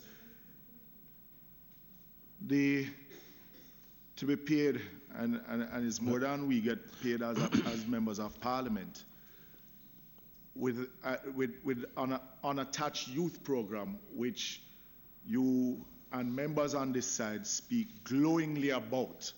Seems to me that there hasn't really been a problem with the program, and going through your report, it basically says to me that you have a problem with the retention. And my issue is, even when giving the stipend, we still have a problem with the retention, yeah? In some instances. But you're saying in this that he was hired to attract the unattached youth to the programs. And you're telling me that there's a whole department working on this unattached youth program. So I'm not seeing the value of the member, the consultant, to the program itself, because some of these programs started before he even got there. Yes, sir. Yeah? So is it that you're reviewing the program, and in your report you said that he came midway the review, he was included in the review process? So I'm not certain of what it is that he's doing for $5.1 million per year. All right, let me go back again. Thank you, sir. As I said before, that we had a problem when he came on. In 2017, we decided to take a different view. Because you talk about, you rightly so emphasize, you look at the recruitment, we have people who are recruited. But the retention, if you look at the programs that have a stipend, there's a high retention. The largest program with the stipend is the 950 persons that were recruited, which is 1/3 of the total number of learners that we have had. And of that, we had 94% retention that do not have a high rate of dropout. If you look at the ADAPT program, we have 100% retention, right? So I think if we go back and look at the numbers, the retention with those programs with the stipend, which was one of the recommendations, he was deeply involved. But you're only left with 100 and other students when you take out those two. When we take out those, the TAP and the CMU program, those two programs account for 1,100 of the 1,300. No. The CMU programs are 546. It's 546. So the CMU That's program. the one you're talking about. You said the cap in 2017 was 737. Cap right. in 18-19, 233. The other programs, which is USF, which does their own recruiting, and HEART, which does their own recruiting. So you are left basically with those programs that are sponsored by the Ministry of Education for any recruiting. But for the CAP, we do the recruiting in the Ministry of Education. To clarify, the CAP programs in the Ministry of Education, the recruitment are done by us. But then when you go back and you have a figure here for number of trainees targeted, and then you have number of trainees enrolled, and you specify if it is over phase basis or not. Generally, your numbers that you're targeting and that you have enrolled are generally similar. So I'm saying that looking at this, as a layman looking at it, you don't really have a problem in the enrollment part of it. You're correct, sir. Right. You're correct. But you said that his main function is to attract persons to the program. So I'm saying that that was one of the functions, not the main function, sir. But again, and to answer your question. So just asking you to just explain to me what is his main role at CMU as a consultant? His main contribution and his main role would have to be the redesign of the program. Because this is where we came to the Youth Employment Solution, the Community Empowerment Service Learning Initiative. This was actually, that came out of it. Because, and interestingly, what we are doing now, we have a program, for example, landscaping. We'll go and take over a football field in the community. So you involve the community in the training program. At the end of the training, the output will be that football field will be totally restored as part of the turf management program. So you're saying that those that you employed before to run the programs are incompetent of running the programs? You have running the program design. His focus, where we use him, is more the reorientation of the thinking. So he informed the design of the program, and this was one of his major contributions in the redesign of these programs. So this is where he contributes to the redesign of the program. How do you understand how these youths think? And what we wanted to learn, how do politicians get these people out to vote? And we can't get them out to go to school. So that was the gap that we were trying to fill. So in that thinking, what he helped us with is how do you get the redesign of the program? That was where he helped us, sir. The redesign. So the Ministry of Education and HEART, did you approach them to see how best they could assist in doing that? Well, Ministry of Education and HEART contact us to work on the youth at risk program. So of course we do with them. For example, with the ADAPT program, we work with the Ministry of Education. So why not then advertise the post? So as I said, it was a project-based position. No, why not advertise the post? And looking back, yes, sir, we could have done that if you say hindsight. But you're given a mandate for a new university in September 28. You have to now have 5 faculties. But with all due respect, Prof, these programs are not new programs. Some of them are new, right? And you know, you would know, all right? You say HEART and Ministry of Education come to you, and you're going to be paying somebody $5.1 million a year. I would imagine that you would try to seek to see if you can get the best personnel for the program. So I'm asking, why didn't we then advertise? You said he approached you, you know. Yes, sir. Yeah? Are you correct? Yeah, he approached you. And too often we're seeing people approaching ministries and agencies and being employed and don't have the qualifications for the employment. You understand? Yeah, but we all, look, I say when your turn, you can talk. All right? So I am still not, and he's there nearly a year now. And you say you're waiting on that report, which is due this month. No, sir. Yeah? Let me go back again so and you clarify. have multiple reports. Multiple reports. Let me clarify, sir. So, Chair, can we see those reports Sir, to see if they have any good? let me clarify. The main purpose of Mr. Lawrence was to help in the redesign and the reorientation of our approach to these youths and how to get results. Did he have experience in programs like this prior to So this? it's not about the program. What we're interested, we have professionals who deal with the program. What we want is the thinking and the approach. And through his support, we redesign the whole program based on, so I'm a tailor and I'm selling you a product, but I don't have your measurement. Yeah. So what he did I think in this instance, you take a carpenter to produce water. All right. Well, sir, if I may just say, Mr. Chairman, the redesign of the program, sir, we have received value for money. We have received value for money. Chairman, but you say you're waiting on the report. So when I said a report, we have had various reports, sir. This is what I'm saying to you. What you see here is the embodiment of the work and the output. So, all right. So this is the performance. No, but I'm trying to ascertain, Prof. Yes, sir. The value for his contribution as a consultant to the specific program that you said. And I am not, for one, believing that you brought him there for this particular program. You brought him there for other purposes. That's my personal feeling.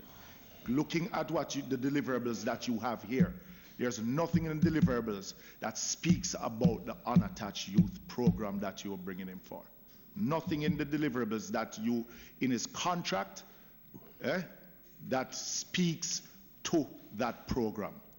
And when we get that contract, Chairman, then we can assert. But I'm sure that is not in what he was hired for. Sir, right? if I may just, and I hear you, sir, but let me just say that what he has done so far, the redesign of the program to inform us to include the community, this is part of the output. This is part of the output. The whole redesign of the program, this is why now we have included the community boards. That's a team that has done it, and I want to know the value of his work to be paying him 5.1 million. Have you had the report then for the redesign of the program? That report that you're expecting from him, when is it that you're expecting? So the redesign of the program, we have had that already. This is how the programs are being redesigned. I'm saying to you, this is what is here. So you have received a written report. You have received written reports from him? So the faculty has a written report, and this is what this has come out of, because he has submitted. Professor Pinnock, let me, I think we're kind of talking around a lot of issues here. And I think if we're going to be real, I think we need to just be open and transparent even in our discussions. When was this contract signed?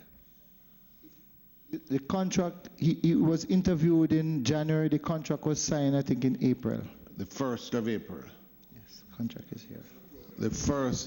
On the 1st of April? Yes, sir. All right. That's interesting. That's a very maybe appropriate date for it to have been signed. Professor, your ministry is the Ministry of Education. You fall under CMU, falls under the Ministry of Education. Since January 2018, yes, sir. Since January of last year. So when this contract was signed in January 28, when the contract was signed on April 1st, 2018, the minister was Minister Royal Reid. Am I correct? He was the Minister of Ministry of Education. The point I'm making here, and I think we need to be very clear, is that this contract was signed on April the 1st, 2018. On April the 3rd, 2018, Minister Reid formally announced that he was running in Northwest St. Anne, where this former member of parliament was also another person of interest in the constituency for the same party. At this point, this person now endorses the minister. You have a situation where one candidate is brought before you, whether he applied or however. You have one interview, one person is selected, given a salary of $5.1 million. Can you not see that to the entire country this appears very suspicious? Were you not reading the papers to see that here was a situation where your minister, you are now signing for this person who is an interested party to him in Northwest St. Anne, is being contracted by you. Chairman. You are the person doing it. Chairman. And one person is selected. And at no stage did you see this. Did you discuss this with Minister Reid? Chairman, sir, Chairman. Not so. We had no discussion on it because Minister Reid do not get into the employment or any minister get into the employment of persons at CMU. So you're saying Minister Reid did not know that? Chairman, I sorry, cannot sir. speak for Minister Reid, sir. Chairman, can we just deal with the substantive issues? No, sir? but with due respect, Member Dunn, this is the substantive issue. This but is you're what asking, is. But you're asking the professor questions that he cannot answer, sir. What do you mean? How can he no, not? but he can't. He does. So just deal with the issues as it relates to CMU. Mr. Chairman, with due respect, sir, I cannot answer, and nor would I collude or take part in any political employment of this nature, sir. It does not exist at CMU. And I put this forward to you, sir. No, members, there's no. This is the discussion that is taking place across, and it is our job to clarify the issues. The gentleman is unable to answer, sir. But the line of question would tell you that he's not in a position. He's a technocrat, not the minister. Come on, man. And it shows, Mr. Chairman, Mr. Chairman, my colleague now jumping in the forum tells me that there's an ulterior motive. Well,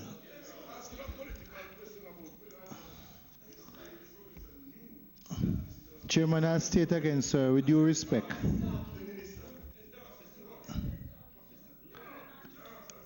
Let me ask you a Chairman, question. how can you be asking that question? Come on, Mr. Chairman. The last question I'd ask, have you had consultants doing this type of work, either with the same terms of contract, the same amounts, etc., doing this type of work subsequent? Sir, Chairman, and that's a fair question you asked, but I just state my honest position, Chairman. We are a university that started September 2017. We had a problem. We had a problem in how we treat these youths, and this was supposed to be a substantial part of how we go forward. So it is the first we have had, sir, as I said, our newness, and I make a statement, sir, absolutely no way did I have any discussion or influence from any minister on this issue. Chairman, yes. Professor, I gather that you will provide the committee with a report on the consultant's work, and he would have submitted reports. And I'm just going back to the 5 deliverables under the contract. There are 5 deliverables. 1, to serve as liaison between the CMU on matters affecting the CMU and other government agencies as and when required. That's 1. 2, to provide advice on matters affecting CMU where necessary. 3, to source new business opportunities for CMU. 4, to represent the university in various fora as and when required. And 5, of the deliverables, any other related tasks as requested by the president of CMU. I gather that Mr. Lawrence did say that he really wasn't working as advisor to you, but to the CMU. So in relation to those 5 deliverables, perhaps you can provide us with the written reports that he would have done over the year. Yes, sir, definitely. I will target it to these, sir. Thank you. Members, we can move now to question number 3. But Chair, before you move to question number 3, yes. Oh, yes, that is the consultants. Right. Okay. A list of all consultants engaged by the Caribbean Maritime University.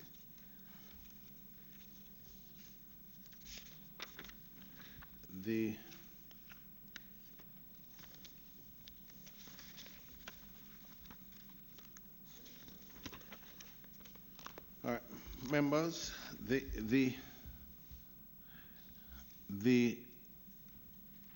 1, 2, 3, 4, 5.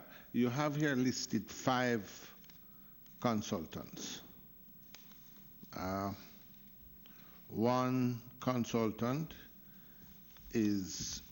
has a role as the lead the preparation of self-study for the University Council and support of the quality management systems. It's a 3-month program.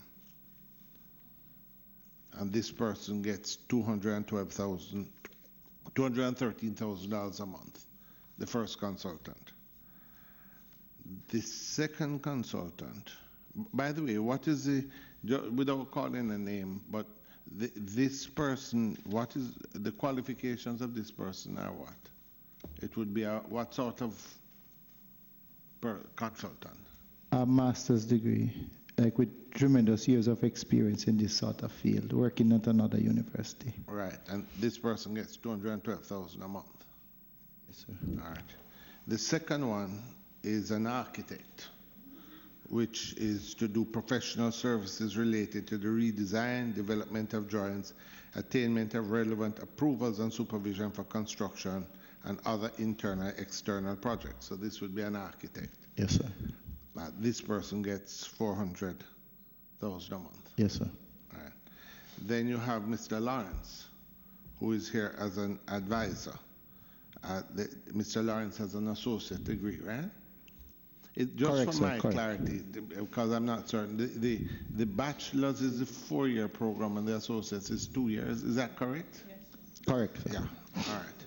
So Mr. Lawrence now has a 3-year contract at $425,000 yes, per sir.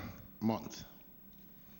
And then you have a company which is doing the building design and architectural, quantity survey, mechanical and structural services, which is a 4-year program, 48-week program, sorry, which is $10 million. But that's a technical, obviously, yes, project. Sir. Technical project. And then you have here another person who is taken on to explore and identify sources of international funding and partnerships for CMU. But you put here reimbursable expense contract, payment made and presentation. Not a salary. It will be reimbursable, expenses for functions that we'd have for approval. Do you have? Could you tell us how much has been reimbursed to this person to date? Because again, this person was taken on January of last year. That's when you moved over to the Ministry of Education. Yes. I'll get that figure to you, sir. To check for that figure. Huh? We're going to check. Oh, for the they figure. can just check and they're checking the for the figure. reimbursables. All right. So those are the 5 consultants.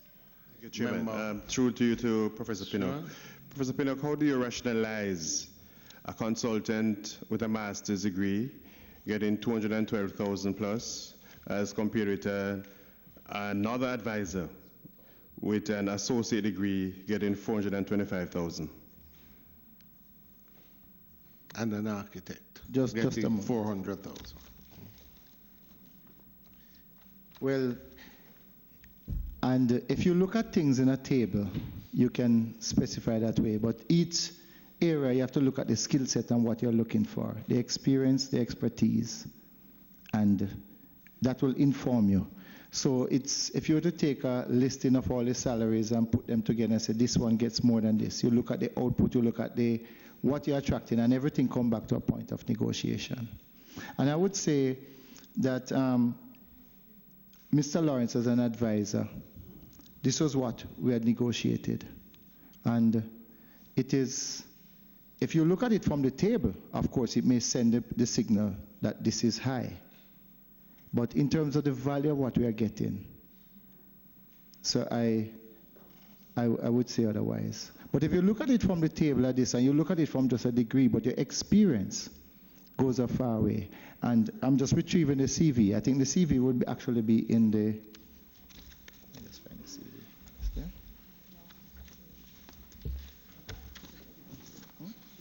Yeah, I'm getting the CV just now.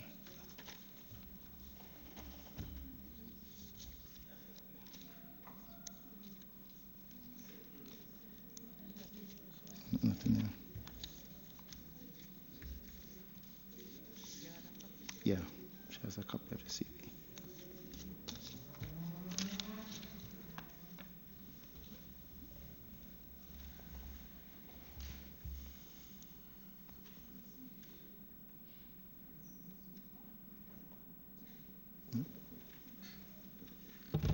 That would be the reimbursable?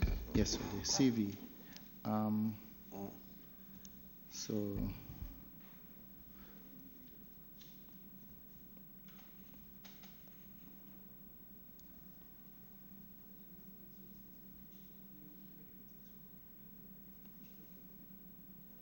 so he has also served as a member of this committee. He has, the House. Yes. Yes, he has. Well, his experience is wide. So here I. And sir, it's, as I said to you, it's a competence. We're looking for skill sets that did not reside within traditional academia. And this is the focus of where we were going. Sir, and but I said, so if you look at the table. That skill set comes from being a member of parliament? No, sir. What I said is being a skill set of relating to unattached youths. That came from where? So as I said, we have to look within communities. We have to look outside. No, I'm saying you're saying that dealt with when he was member of parliament is a different breed of youth, though. But could you go through? Could you go through the? Could you go through the? Right, huh? But you were pulling up the CV, weren't you? Yes, sir. Yes. No, well, Chair, all we can do is ask for a copy of it. Absolutely. Yes. We can give you a copy. Take the time, but you want to let us appropriate. No, but with the consultants, Chair, just this Gail Campbell, this reimbursable expenses contract payment made on presentation of invoice. Explore and identify. Is this person located here in Jamaica? In Atlanta. In Atlanta? Yes, sir. Part of the Jamaican diaspora. So you pay our US dollars then. How much have we then paid out, and how much has she, how much of money has she raised and thing? I mean, are we getting deliverables on? It's a network marketing contract, and it's the same strategy as you use by Facebook. When I become your friend, I get your network. So that's a unique approach at CMU we have been using over the past 10 years, and that has led to a growth. So it's not the traditional marketing, but I think just off the memory, we would have received at least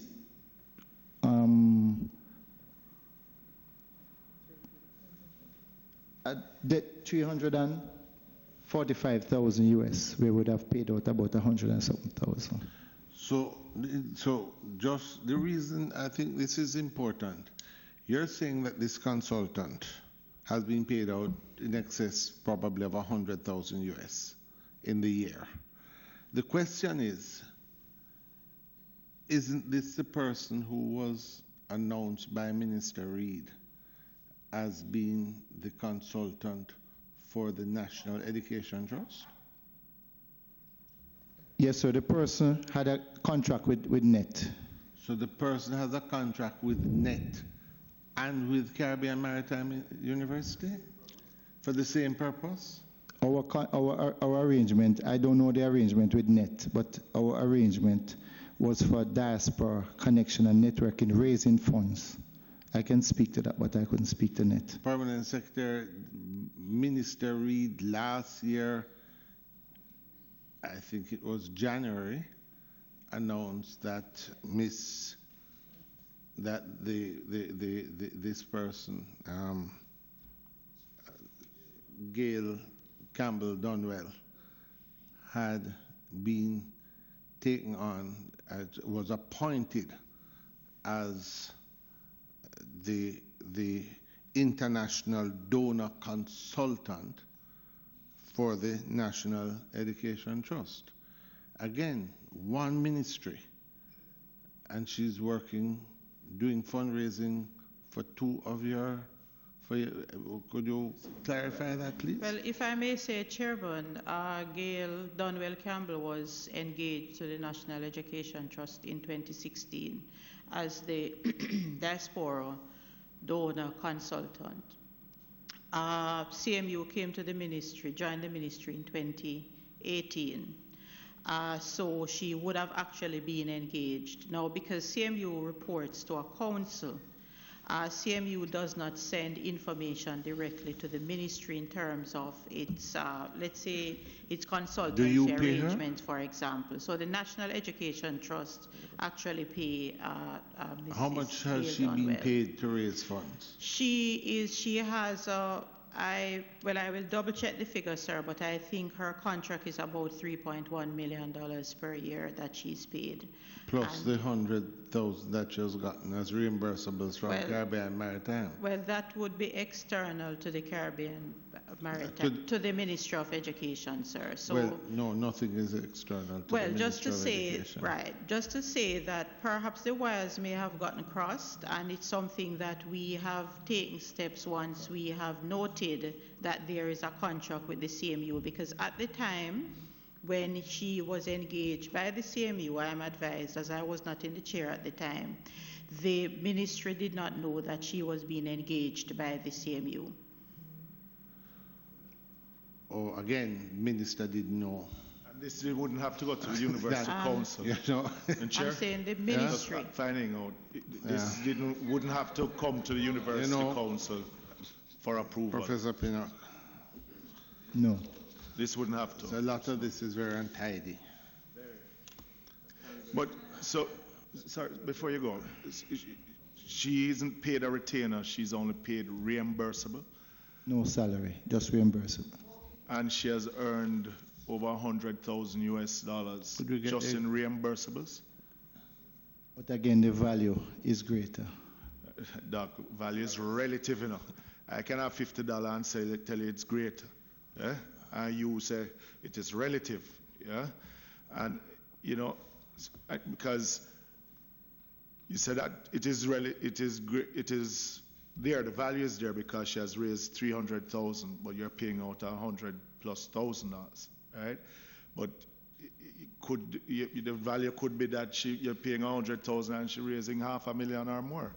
So, you know, and in this instance, did she send you a CV on her for employment, or is it that she was sought after or recommended by the minister to you?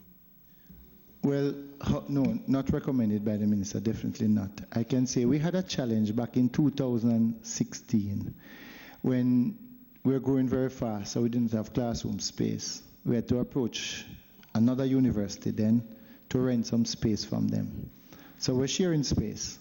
And then in May, they gave us notice that we had to vacate the place. So we had approximately 600 students there. And with an intake of looking at 800 students for the new academic year, we now had to squabble. The summer period is a period when we have no cash flow. So we reached out, through connection, we reached out to her in the diaspora. She made some contact in Florida. We were able, long and short, to get some trailer classrooms. But in the end, we could not take them here because of the costs. We need a barge because the foundation were actually wood, and they were 26 feet wide, so they could not take over the roads. So the connection started then. And it was in 2017, after the university formation, that we decided that, okay, she could help us to formulate. We don't have the benefit of a diaspora of a alumni, like what others have. So a lot of work depends upon me to go and solicit money, to go and beg money around. So this was a way to use network marketing to try and access the wider market. So that's it. Just to add, Chairman, just a question. Yeah. Just following up on what Member Phillips said, what accountability measures you have in place to judge exactly the amount of money raised, and with regards to the expenses that are incurred, with regards to the invoices that are submitted, what measures are used to actually judge if these expenses were directly related to raising of the funds? How do you go about that particular judgment to know? Because persons can submit invoices for various things. How do you know it was directly related to the funds being raised? So you know if you're getting value for money. Yes, very good point. We had reports, quarterly reports that would have to come in, and we have them. And just that we'd have a plan as to what's the strategy, where we want to go. And a big part of what we're doing was going after grant fund market. Grant fund, so it included, approaching grant writing proposals and that sort of thing, and companies, and also foundations, which there has to be a, yes, and the reimbursables included conferences, functions, and travels that to raise direct money for CMU. That was what the reimbursables were. Professor Pinnock, again, it is untidy, and I'll tell you why. I made the point before that you have said that in hiring Mr. Lawrence, that you didn't have that discussion with the minister. But are you saying that this person who was taken on as to raise funds for Caribbean Maritime Institute, that the minister had met and made the announcement, it was in all the papers, all that, you didn't know that she was involved, and she did not say to you that she was currently engaged to the Ministry of Education? So it was the point, I had no discussion with the minister about her hiring, and let me be absolutely clear about that. And it was at the point where we got the donation of the mobile classrooms, and we were looking for 10 to 15 to solve our problems. We got 200. Then she said she's connected with NET, and if we could work with NET to get the 200 to benefit the wider system, and then we could get our portion. We use our expertise, which we are in the shipping business. We know that market. I was able to, to approach a lot of shipping lines, until the point when we discovered that we needed a specialized barge, a barge to take these. Then we could not get them from the school to the port because they were 26 feet wide. You could not move them across the I-95. So those were problems, so we end up having to leave them. So that because the price we got for the barge and to move them was over $1 million, which you just had to cut the deal. I'm just saying that if somebody, the National Education Trust, raises funds externally, she was the international donor consultant for that, to be able to put funding into education. Exactly the same thing that the Maritime Institute, which is falling under the Ministry of Education, is contracting her to do. We're not under the Ministry of Education then. I remember we had no benefit from NET. We have a different ministry. Are you saying in January? I thought she was, when was she engaged? Chairman, if I may just clarify just one point, sir, because I have the document before me now. Gail was actually engaged on January 1, 2017 to the National Education Trust. And her salary is actually $3.5 million per year. So Yes. that's why. And she actually Right. went through the formal and And structured when was she recruitment engaged process. to CMU. CMU? Well, we started working with her from 2016. Yeah, but when was she engaged? This In contract was 2018. January 2018. January 20, just at the point we were moving over to the ministry. Exactly, Professor Pinnock. I'm saying if she's engaged in January, it is the same time that you came under the Ministry of Education. In other words, the conflict may not have existed in the same way before. It became a real issue at that point in time. And I'm saying to you, did she not indicate that to you? Did you not know that? Did you not tell the council? Because the fact is that she was doing the same work for yourself and your parent ministry to raise funds from the same donors for education in Jamaica. So we became aware of after we started working, and of course when Permanent Secretary found out, she actually put a stop to it, to the whole, there's a halt on the whole thing. So when was that? When did she put a halt to this arrangement? So just to advise, sir, that I became aware of this situation when a new contract was presented for a new contract for Gale. And at that time, I had knowledge that there was a contract with the CMU. And so I did my due diligence with the National Education Trust, which they indicated that it would not have prevented her from engaging with another institution. That contract would not have prevented her from having a second contract in Jamaica. Nevertheless, further information came to the floor, and we have not engaged her in any activity since. When did that happen? This happens between February 14, which was when I assumed this role as permanent secretary, and towards the middle of March, sir. So basically, this is taking place at the same time. This came to my attention because the contract for 2017 came to an end, and a new contract was being prepared for the 2019 period, sir. It's a pity that the previous persons did not do that level of due diligence. Yes, well, we picked up the situation, sir. We have spoken, and since then, we have not formally terminated that contract, but we have asked her to be on hold until we have had all these issues sorted out, sir. All right, members? Just trying to, Madam Pierce, in the instance with, I know CMU is an entity by itself which just falls under the ministry.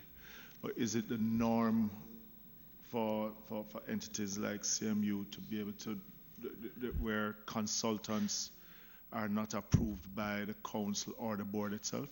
Is that the norm?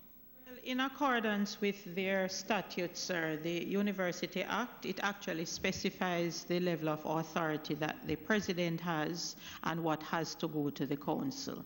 And I am sure CMU, of course, in its reports would provide updates in terms of what's going on as it relates to operations. Where the ministry is concerned, the chairman of council reports directly to the minister. The permanent secretary is responsible for administrative activities. And so there are cases where there may be decisions that are taken and the permanent secretary may not have full knowledge of what takes place internally. We also have a tertiary unit in the ministry which provides just technical support, but by virtue of the fact that it's a university with its own act, it doesn't come under the code of regulation. They have some latitude in terms of how they coordinate their activities. I also want to say that our former permanent secretary started a process in terms of agency coordination, focusing specifically on governance.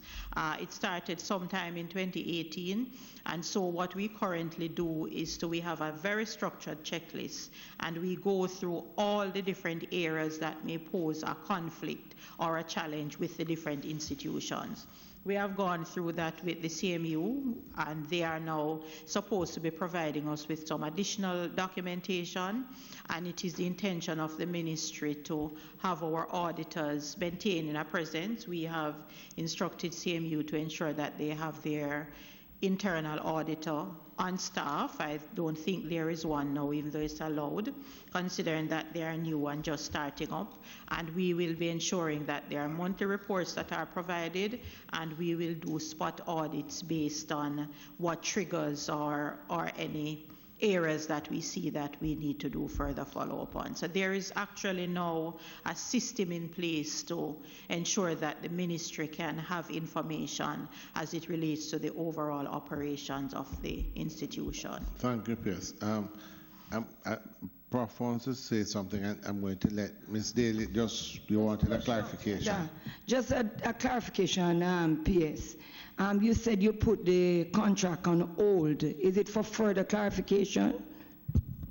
Yes, we are aware. Of course, information would have come to us from different sources as it relates to this particular contract and the seeming conflict as it relates to the same person being employed to the CMU as well as the ministry. So based on this information, we decided that we need to make sure that there is absolute clarity and there is no conflict in terms of the functions that are being undertaken. So I have had that discussion with Professor Pinnock, and we have decided to take that decision until we have things fully sorted out in this way. So for the most part, on hold is synonymous with terminated? Well, the contract is not yet terminated. It's actually will not be renewed.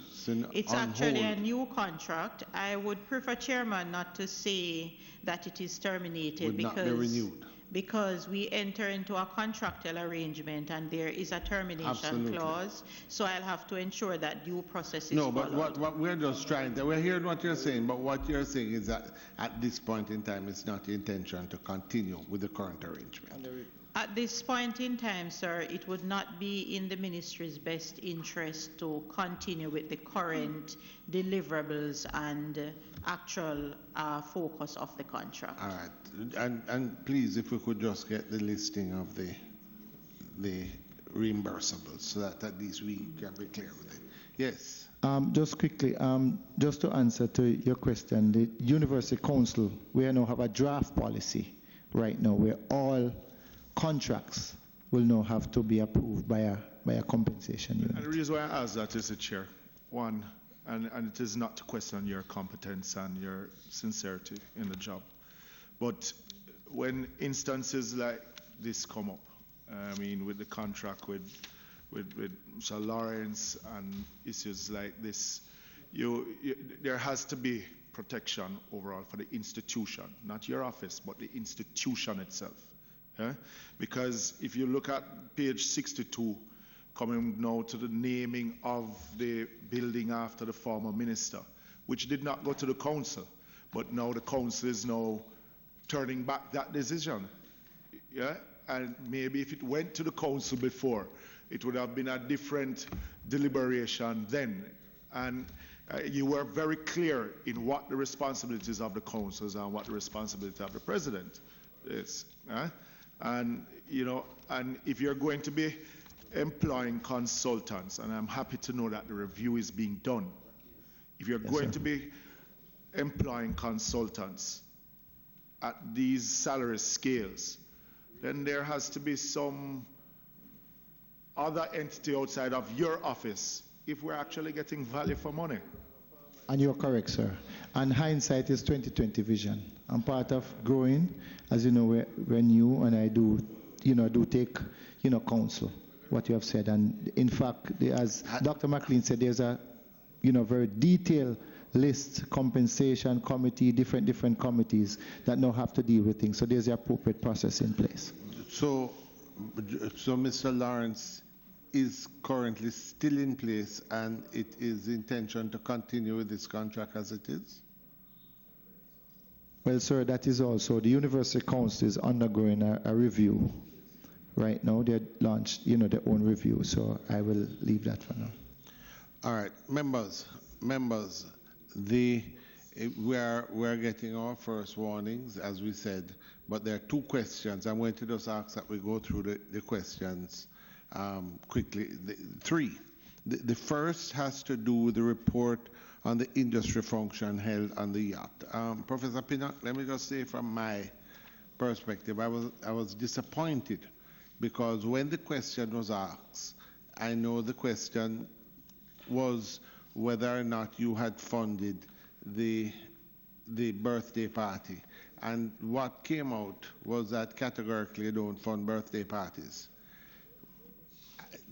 It is the follow-up questions now that we understand that Caribbean Maritime Institute was in fact involved in the funding for the function. And I think that here in this committee, when the question was asked, it was incumbent on you to clarify at that point that you were in fact involved, even if you were going to disclaim and say it was not a birthday party, but you almost left it as if you were not involved. You know, we do not fund birthday parties. So it is only on the follow-up questions that we come out and find that you were in fact a major sponsor of that function held on the yacht. Sir, and I'd like to thank you, Chairman. Again, let me just clarify. There are two functions that were confused. One was a birthday party in 2016, which was at a hotel. We had absolutely no involvement, no funding. Secondly, then the boat party, and I'd like to clarify, not a yacht party, it's a boat. Right? It's the boat party.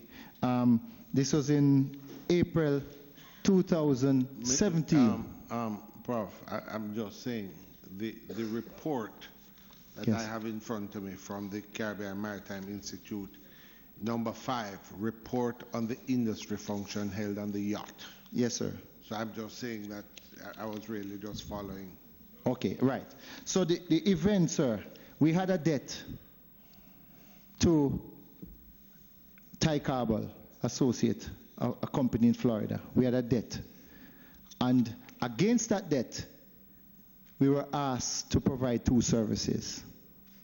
So we did provide 2 services against the debt, but there was no funds from CMU that was expended.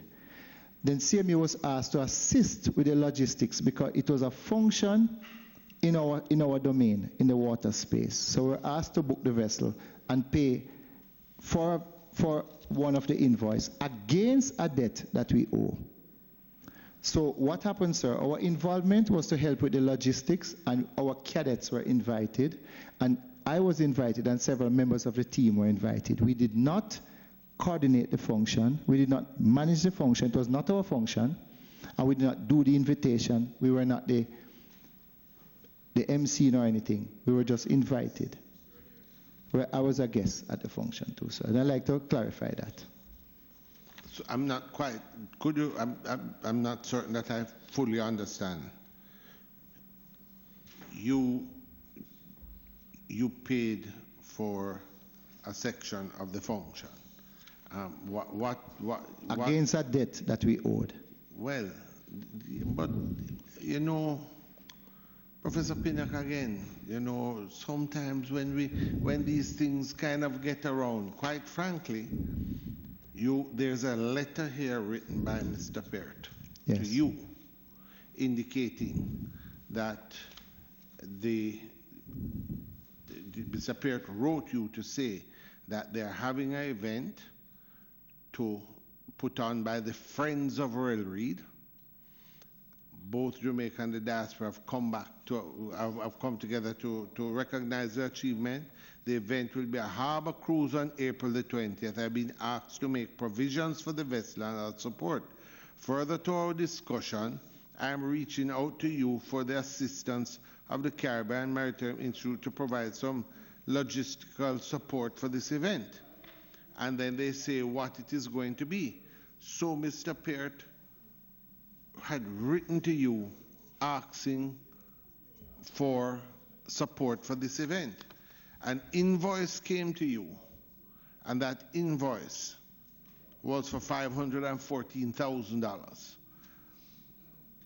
of which Well, sorry, my mistake. 2 invoices, Chairman. You got 2 invoices, absolutely. $160,000 for the boat. Yes, sir.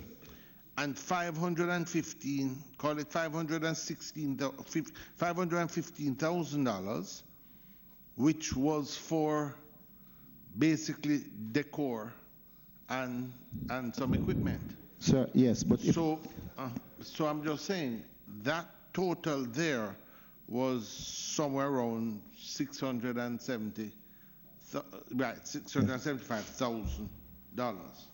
Now, what you're saying is that the same Mr. Peart that wrote and asked you for help, you're saying now that he gave some help to your he does. cheerleader team. In the January, sir, we had the first time ever in the Caribbean Maritime Institute history, we were sending 33 members abroad. We had no cash flow. We had no funds. I had to go around, I had to beg, we had to do all sorts of things to raise the money. So in the last... So... No, she wasn't officially engaged. All right, so...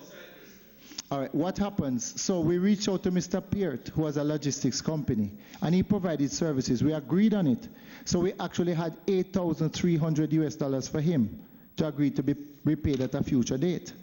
So it was a perfect opportunity to repay $675,000 out of $8,300 and call it a day. So we would have ended up saving $400,000. I'm just saying the same Mr. Peart had indicated, had written to you for the funding. But at the end of the day, this function, because with due respect, what has happened subsequently is then we have now all seen the pictures in the papers with the entire function. And the point I'm trying to make to you, again, number one, you indicated here at the committee that, well, left many of us with the impression that you did not fund that function. I'm just saying, left us with that impression because with the forthrightness of which you said, we don't fund birthday parties. And while there were 2 functions, there was that. So we were left with that. And secondly, we are in a situation where the function was then termed an industry function. It is not an industry function. The Caribbean Maritime Institute was assisting with a function that was clearly by the Friends of Royal Reed to honor the minister. And you're correct, sir, but what I mean by industry function, members of the education community or the education industry was there. I was not asked to clarify. So I'm saying that this was not the birthday party. We had nothing to do with the birthday party. Just to, because there's a little crossing taking place. In the letter that you put in here from Mr.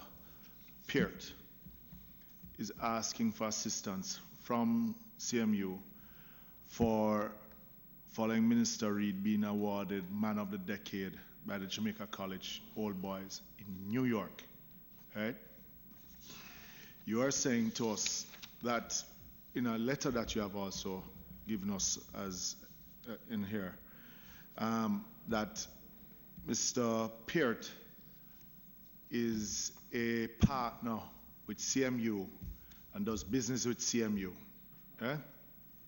Porter, he provides internship for students. He does a lot of things. But I'm trying to link the connection now with the minister and Friends of Royal Reed to Mr. Peart. Yeah? Because Mr. Peart comes to you to ask now for you to assist with this function where the Jamaica College Old Boys honored the minister in New York to have a function on a boat here in Kingston to, as you say, industry function. Because in your letter asking for assistance from Mr. Peart, in the sum of $8,300. And yes, you said until we are able to reimburse you once our cash flow situation improves, then we will.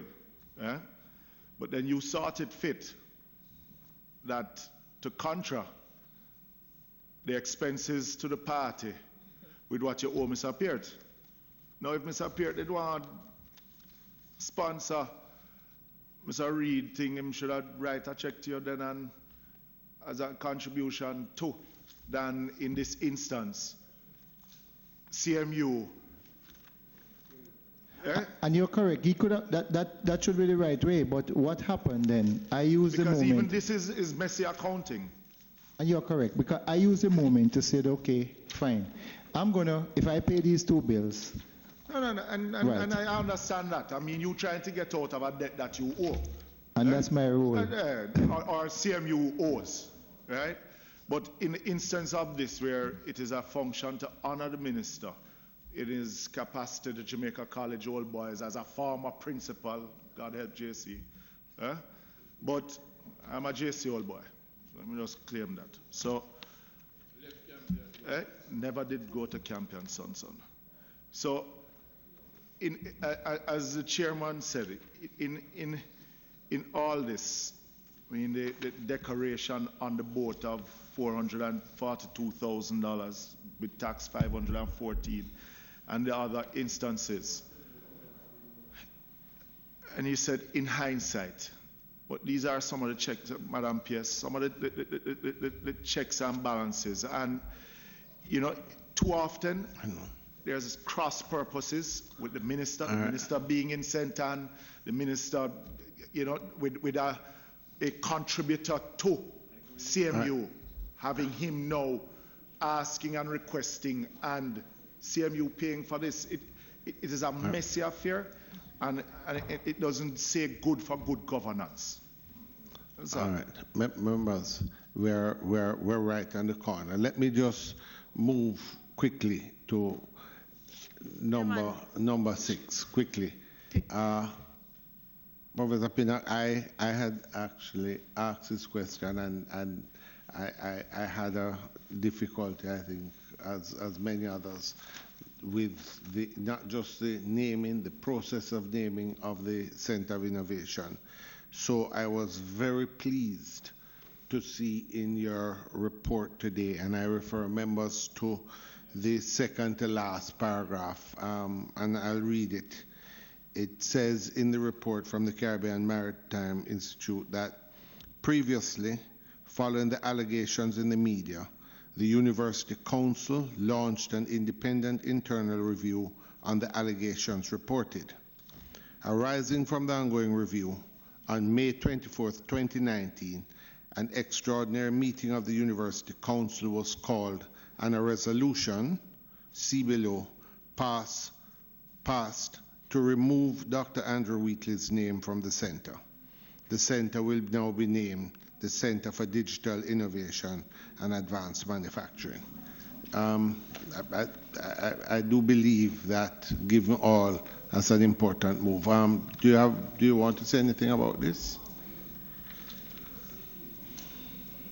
Sir, and the resolution is there, and it was the decision of the University Council. Yes, sir.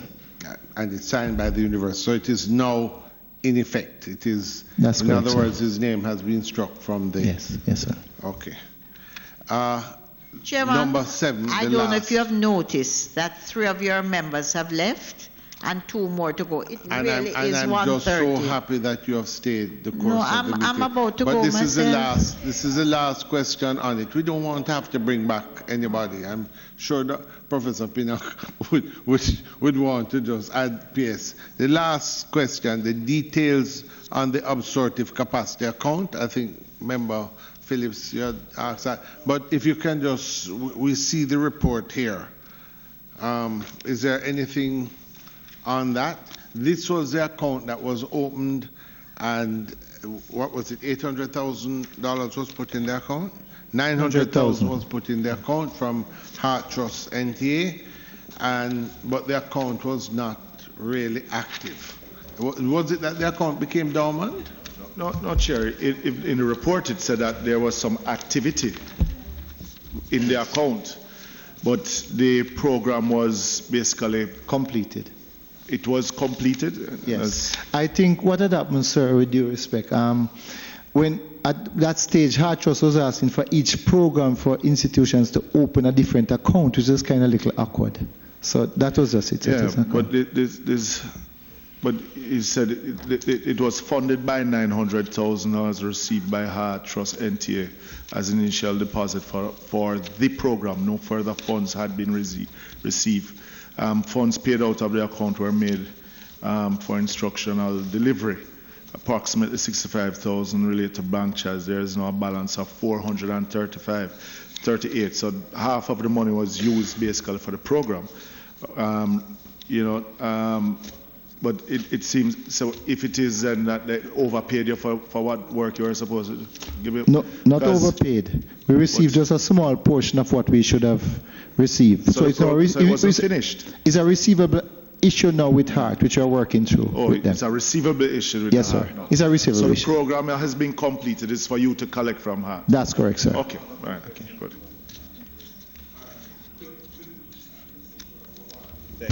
Thank you.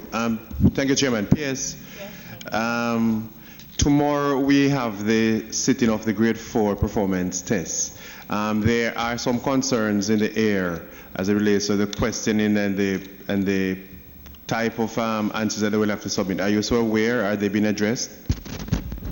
Yes, member. We are aware that there are a few schools and parents who are indicating that they were not sufficiently informed as it relates to the structure of the Grade 4 performance tasks, which now include the literacy and numeracy assessment. The implementation of the National Standards Curriculum would have changed the assessments that we have associated with the curriculum. We, as is customary, we advised or we update our schools through schools bulletin, specifically relating to the approach for the assessment somewhere between 2 to 3 weeks before the actual assessment. An assessment paper can take many different forms. We have said to the country there are various item types that we'll have. We'll have short answers, we'll have fill in the blanks, cross-matching, single select multiple choice questions, or multiple select multiple choice questions.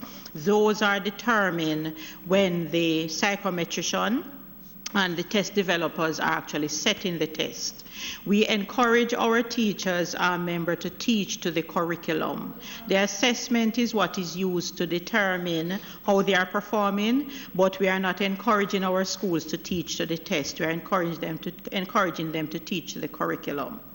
We made a little mistake because a bulletin which was sent out initially, which did not provide adequate clarity, and we asked for that bulletin to be immediately withdrawn until we were able to clarify the matters. Then we sent out the clear information, and we also sent out practice items as we would have done for all the other assessments.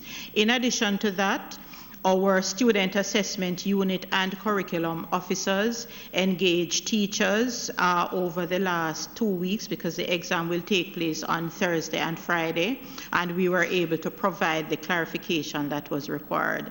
The truth is, member, having multiple choice questions as a part of the performance task would not have or should not create an issue with the children, because the multiple choice questions, especially if they are knowledge based, are on the lower end of the depth of knowledge scale, which of course you start from simple to more complex. So it's a part of the performance task which will allow them now to stimulate their memory in terms of the area of focus, and then they move into the short answer questions followed by the essay type questions. So it has not deviated from the structure of the assessment assessment. I will admit that we within the ministry must do a little better in terms of the general communication, and we have to continue to build capacity within our principals, because it is virtually impossible for the ministry to reach 42,000 parents of the children that we have doing the grade 4, sir. But going forward, we have to find a way to ensure that our principals are empowered to provide the correct information as we prepare our students. Member Daly. Quick follow-up on Member Stewart's, but more so in terms of the curriculum. Do you have adequate amount of curriculum to facilitate all schools, especially the independent schools? Okay, so member, the challenge we have with the independent schools is that we have about 250 of these schools that are registered with the ministry and with the association. We have found, however, that we have distributed curriculum to over 600 schools.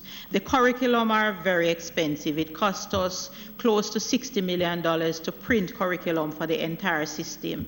And so we provided one document to each independent schools. They have raised a concern that they do not have enough information, even though it is on our website and it is downloadable and can be printed. So for the new school year that is coming up, we will take steps to provide them with at least one more hard copy of the curriculum document. All right.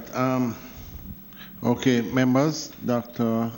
McLean, thank you today. Professor Pinnock and the rest of the team, thanks for being here. Professor Pinnock, I would say to you, if you're, we would strongly want certainly the TAP program to continue, the 1,000 or even more. And I will take the liberty of speaking on behalf of my friends, members Clark and Dunn, that if you give us each 15, we will oversubscribe. And that alone will give you over the 1,000 with the 63 constituencies. So, you know, don't be worried about any shortfall in the take-up of persons for the programs. We will, and any shortfall, I will direct whatever is left over to members Clark and Dunn for their use. Once again, thank you for coming today, and meeting is now adjourned. We'll go with the Ministry of Labor next week, Wednesday. Thank you, members.